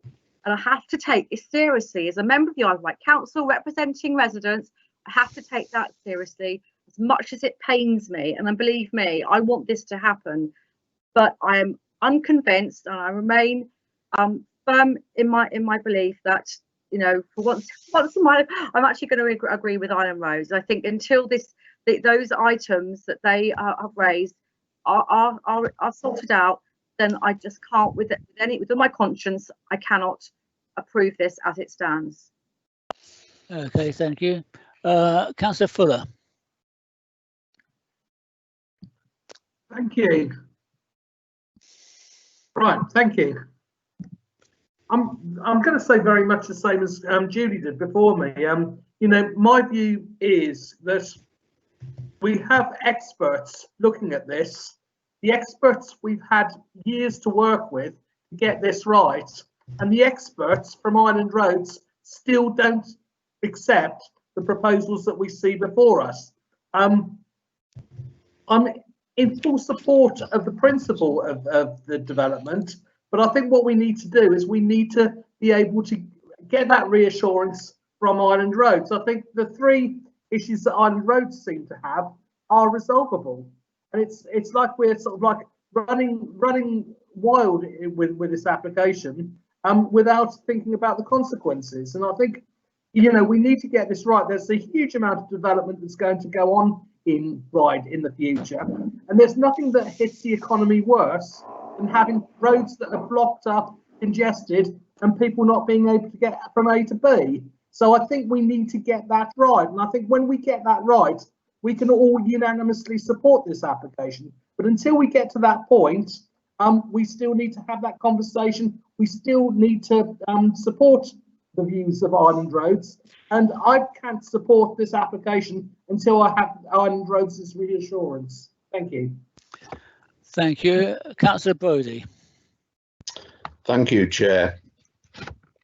I'm in the same camp as Councillor Jones-Evans and Fuller here. I've listened to this extensive debate today, and I haven't changed my mind one iota from what I've heard from people in favour of this application. Councillor Hutchinson, who most unusually has come along to urge us to support this application, Deputy Leader of the Council, about council land, said that placemaking was at the heart of this council. And it's quite clear that by supporting this application, we don't care about place. There's no interest in the well-being of the local people of both Ryde and of the wider island. Traffic is an important part of people's lives. As a Newport member, along with Councillor Jones-Evans and Price, we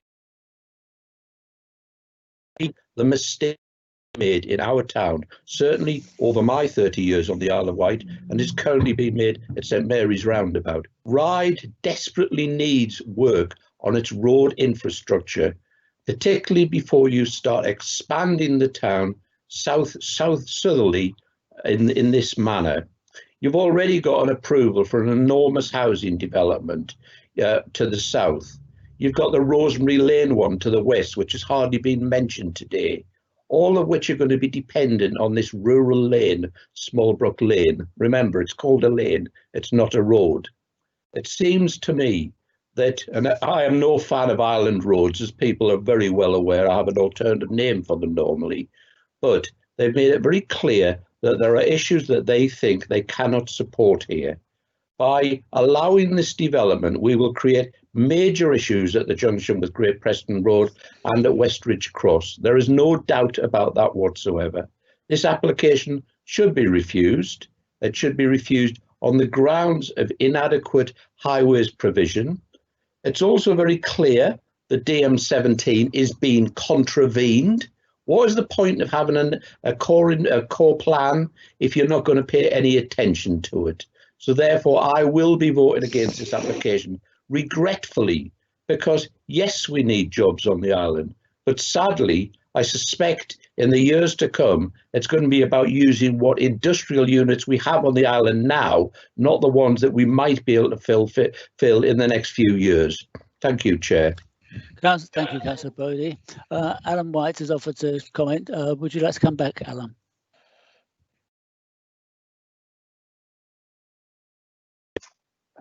Thank you, Chair. All I wanted to add is, while I highlighted that I'm aware that the Highways Authority are working on a safety scheme for the small mini roundabout, the impact on the Westridge Cross Junction, I think, as identified in my report, whilst yes, if future developments such as Penny Feathers come forward with the land that they control, there's potential solutions there. As this stands, I don't see an immediate solution to the impact on that junction. I just wanted to make that clear. That was all. Okay, thank you.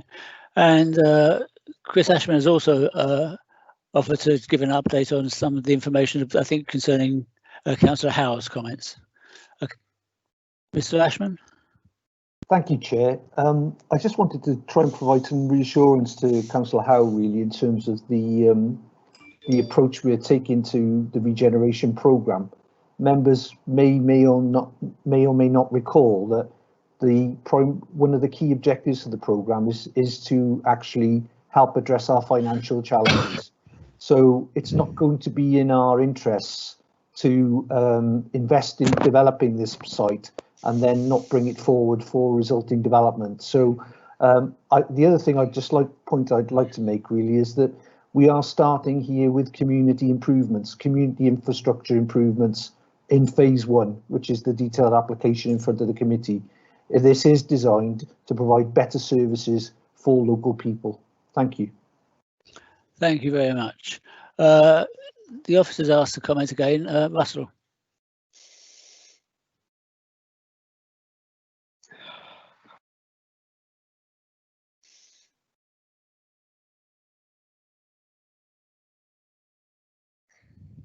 Thank you, Chairman. Just slight delay on my mute coming off. Yeah, I just wanted to reiterate the fact that, as Alan has said, there would be impacts on the Westridge Junction as a result of this development at a certain phase.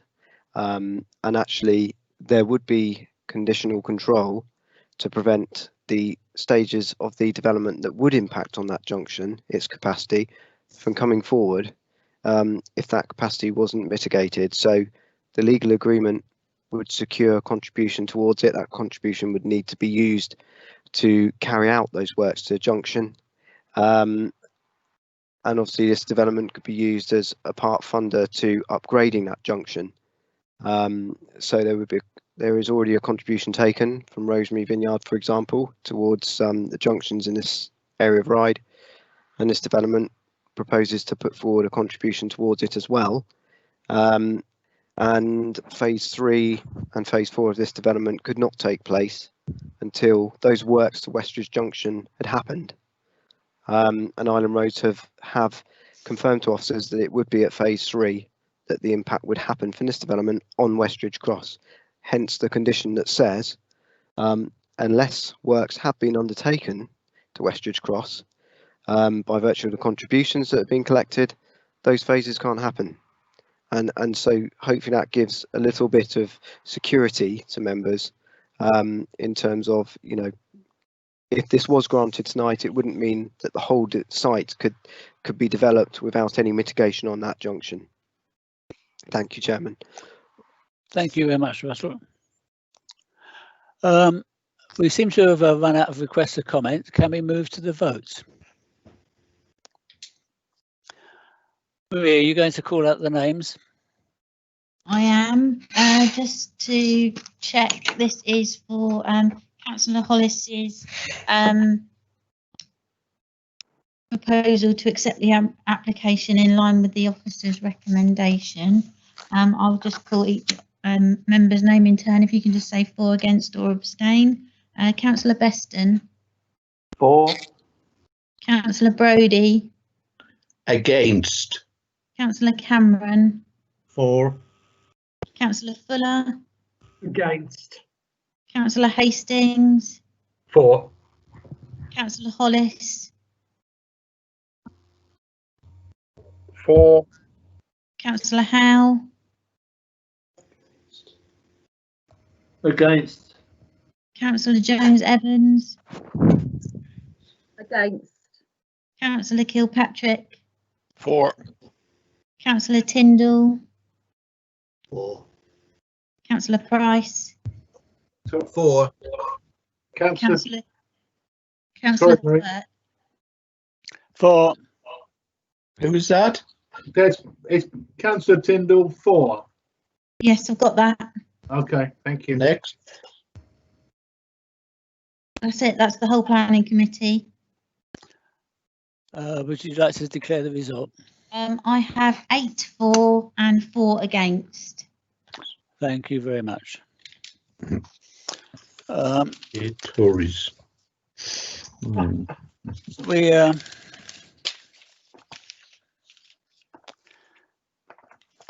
move on to the next item on the agenda. Chairman? Yep.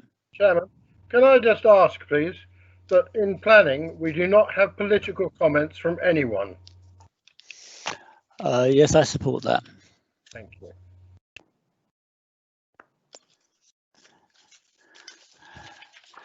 So we go on to the resolution, the motion submitted to full council on the 15th of July 2020 by Councillor John Medland, that was referred to the planning committee by full council. I will read out the motion that was put. This council believes that the current procedure for the public consultation of the oil application plan for Arraton 20/00513/FUL is inadequate as it fails to comply with the relevant legislation provisions.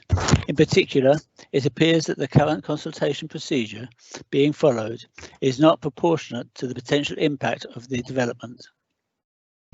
Therefore, this council believes that the procedure for the public consultation should be temporarily withdrawn and reintroduced at a time that allows A, the public to inspect paper copies of the plans, B, physical attendance at the Arraton Parish Council and Isle of Wight Council Planning Committees, C, for the normal rights of the political associations and public meetings and demonstration guaranteed under Article 11 of the Human Rights Act 1998, and D, attendance by the members of the planning committee at a site visit. I'll call on Ollie Bolter to respond to this initially. Was it hard? I said it was, we take it seriously. Of course we do.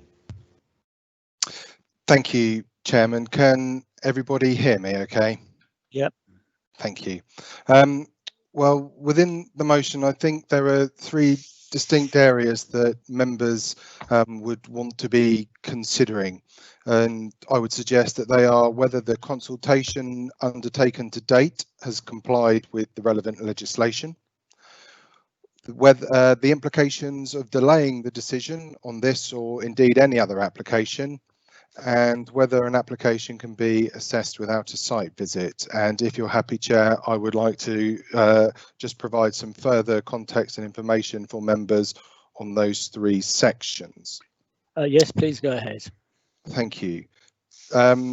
So members would want to be aware that when the application was received, the local planning authority was not able to fully discharge its responsibilities for advertising certain types of applications and also making certain documents available for inspection at office buildings. This was due to the constraints in time in place at the time, and it was actually also considered unreasonable to advertise the application at that time, given the government guidance in place restricting people's movement. So in light of this, the LPA registered the application in late March, early April, but did not begin the formal advertising process. It did, however, make the submitted information available to view on its website. It was considered that this was a reasonable and equitable approach for all, which minimised the risk of challenge to any decision the LPA may make when determining the planning application. Members may be aware that the government subsequently introduced temporary regulations relating to advertising planning applications on the 14th of May And they did this through the Town and Country Planning Development Management Procedure, Listed Buildings and Environmental Impact Assessment, England, Coronavirus Amendment Regulations 2020. Apologies, a bit of a mouthful. But these regulations were enacted to support the timely decision making and to avoid delays to development as a result of the effects of the coronavirus pandemic, whilst maintaining public participation in the decision making process.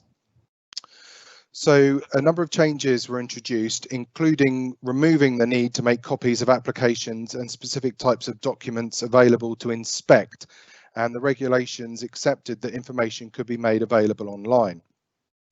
These changes being introduced also broadly coincided with lockdown restrictions easing. In light of this, officers felt that there were no reasonable grounds to continue to hold back this and other applications and not move to consulting on them. I am aware that the temporary regulations do refer to the use of social media, for example, as a way of advertising planning applications.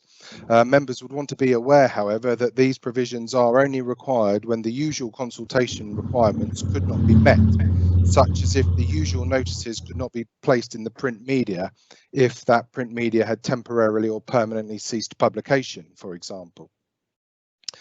The application 20/00513/full was advertised in the local press, so the county press, on Friday the 12th of June 2020. This notice included an incorrect consultation period.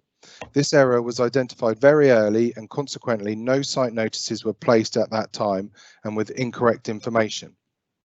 The application was subsequently re-advertised on Friday the 19th of June 2020 with the correct consultation period, and the site notices were placed by the case officer on the same day. In relation to site notices, members would be aware that the regulations require a site notice should be placed in at least one place on or near the land to which the application relates. In this instance, the site notices were placed at the two most prominent publicly accessible locations. The regulations also consider that if the LPA has placed the notices, they have discharged their duty. They cannot be held responsible should those notices be removed or come unsecure. However, officers were aware of that and the nature of the application, so did undertake a further visit to ensure that site notices remained on site and publicly viewable, and indeed replaced site notices within the consultation period. As Strategic Manager for Planning, I have reviewed in conjunction with colleagues in legal services the consultation undertaken for this application. I am satisfied that it has been undertaken in accordance with the regulations in place at this time.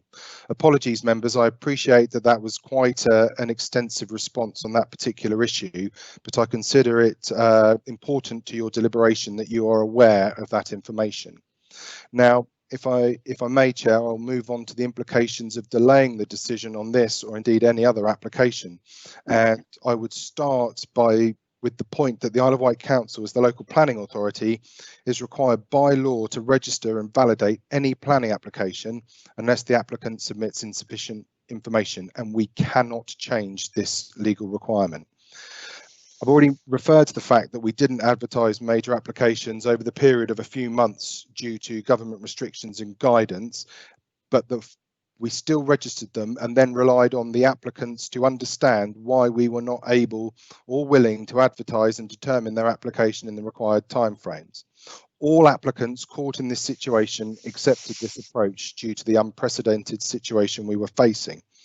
However, due to the changed landscape of the temporary regulations I referred to already, applicants are unlikely to be as accommodating to maintain this approach. Indeed, I would suggest it is in their best interests not to. The LPA has a statutory responsibility to determine a planning application within a certain timescale. If an extension of that timescale cannot be agreed between the LPA and the applicant and a decision has not been issued, the applicant can appeal non-determination. In such an appeal scenario, the decision would be made off-island by the Planning Inspectorate. So, if the motion is supported and the Planning Committee instruct officers to not determine the application and undertake further further public consultation for the reasons put forward in the motion, it would be placing the council in a difficult position. My final point that I just wanted to pick up on was whether an application can be assessed without a site visit. And I think it is important to note that we are some way off from determining this particular application, and particularly given sort of the news headlines of today and yesterday, it is difficult at this time to know what restrictions may or may not be in place at the time and whether a site visit can be accommodated within the rules in place at that time. However, we undertake site visits as a matter of course. There is no statutory requirement for a site visit to be undertaken. The Council's Code of Practice for members and officers dealing with planning matters recognises that there is a judgment call as to whether such a visit is required.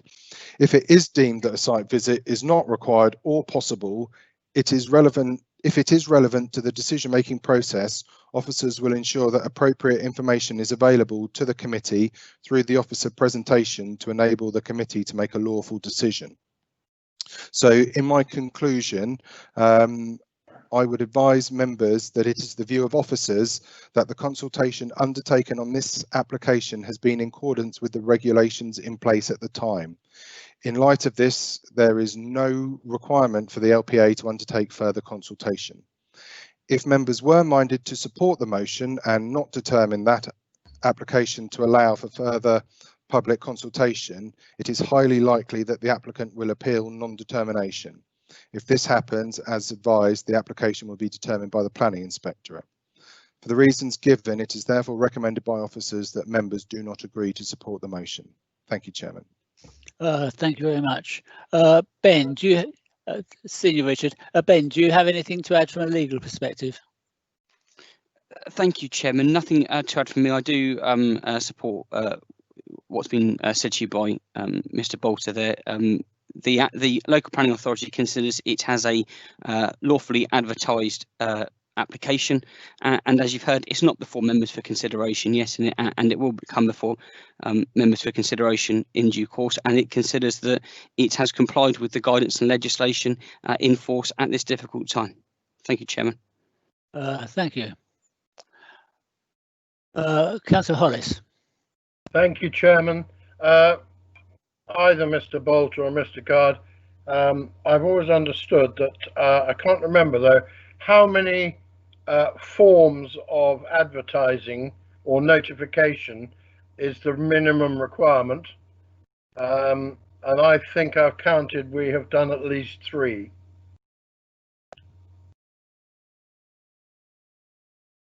Chair, I'm happy to respond. Councillor Hollis, yes, there are a number of different ways that you can advertise an application depending on the nature of that application, and as previously advised, we have complied with the requirements for this particular application. Thank you. Councillor Price. Thank you, Chairman. I absolutely support the spirit of what Councillor Medland is saying here, but having just heard that advice from Ollie, I think it would be absolutely stupid of us to accept this motion on that basis. Allowing this decision to go off the island and be determined by someone else would just be an absolute failure of the elected individuals on this committee. So I would absolutely be against supporting this motion. The only thing I would say is that this is an absolutely significant application, and there is reams of information that we've all been through over it. I've read countless pages of information on this, and obviously much information that's come from members of the public, and I've tried to consume that information. But I think if this does come before the committee anytime soon, I think we would have to have a site visit, and I think we would have to accommodate that in whatever way it takes. If it means members making their own way to the site, then so be it. I should think we could observe a socially distanced site visit, as we probably could on a lot of these applications right now. I think I can make my way to the site easily, and I often do, because I take my children to school on a Friday and can't make the planning bus. So, you know, I usually make my own way to the site visits and usually attend all of them. But I think if this does come before us, the one thing I would say is I would be dead against not having a site visit. Thank you. Yeah. Councillor Jones-Evans. Thank you, Chair. I would like to send Matthew's proposal that we have to have a site visit. I think it's absolutely essential. This application is potentially a massive game changer for the island, and the horror of a thought that it could be taken out of our hands to determine it is just hideous. And I firmly believe that it's the people, elected people of the Isle of Wight, which is us at the moment, need to be making that decision fully informed as well, and understanding our community, understanding our island, and understanding that we're the status that we have. So yeah, I'd like to second Councillor Price's proposal that this committee, planning committee, not saying this committee because we may not be here in this form when this comes before planning committee determination. But yes, that there's a site visit is absolutely essential as per our constitution, notwithstanding current COVID regulations. I'm sure we can get around. That's a resolution that doesn't actually relate to the thing that we are actually considering, and it's not an amendment to it. I will take it subsequent to us determining this, because it's a separate item. It isn't part of the resolution that is before us. Councillor Hollis. I propose that we reject the motion submitted under Rule 11 of the Council's Constitution at the full Council on Wednesday, the 15th of July 2020. Will someone second that? Yes. Yeah, but Councillor Tyndall, hands all over the place. Marie, we need to do the formal vote again. Chairman, I'm just aware that Councillor Fuller had indicated that he wanted to speak. I don't know whether he's yeah, one last chance, Councillor Fuller. Sorry, my apologies. Can't hear you.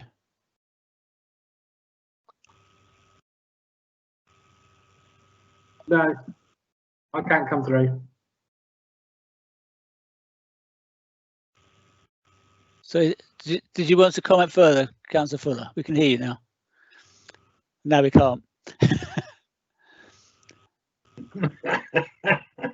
Like a lip read. We can't hear you. Can you hear me? Yeah, now yes, we can. Yes. Can hear me. Touch Right. anything. Absolutely support what all members are saying. One of the things that also I think is important is that this substantial planning application should in some way be held in public as well. I think it's important to be open and transparent, and I think anything that we can do to ensure that happens is grabbed. I think it's really important. So yeah, the site visit's important. Having an open and transparent decision on this is important as well, and I would welcome what steps could be taken. I think we could be a few months away from making a decision on this yet, but there you go. Thank you. The best guess is that it's not going to come to us before December, possibly longer than that. And both Councillor Abraham and myself have indicated to officers that we would be much happier if the regulations allow that we have this as a public meeting, a genuine public meeting. Right, so for the resolution, Marie, would you like to call the names? Okay, Councillor Beston. For clarification, is this a vote on Councillor Medland's proposed resolution? No, we're voting on Councillor Hollis's proposal to turn down Councillor Medland's. So if you agree with this, we reject Councillor Medland's motion. My apologies. For. Councillor Brodie. For. Councillor Cameron. For. Councillor Fuller. For. Councillor Hastings. For. Councillor Hollis. 4. Councillor Howe. 4. Councillor Jones Evans. 4. Councillor Kilpatrick. 4. Councillor Tyndall. 4. Councillor Price. 4. Councillor Quirk. 4. So that's unanimous. a unanimous vote to reject the motion.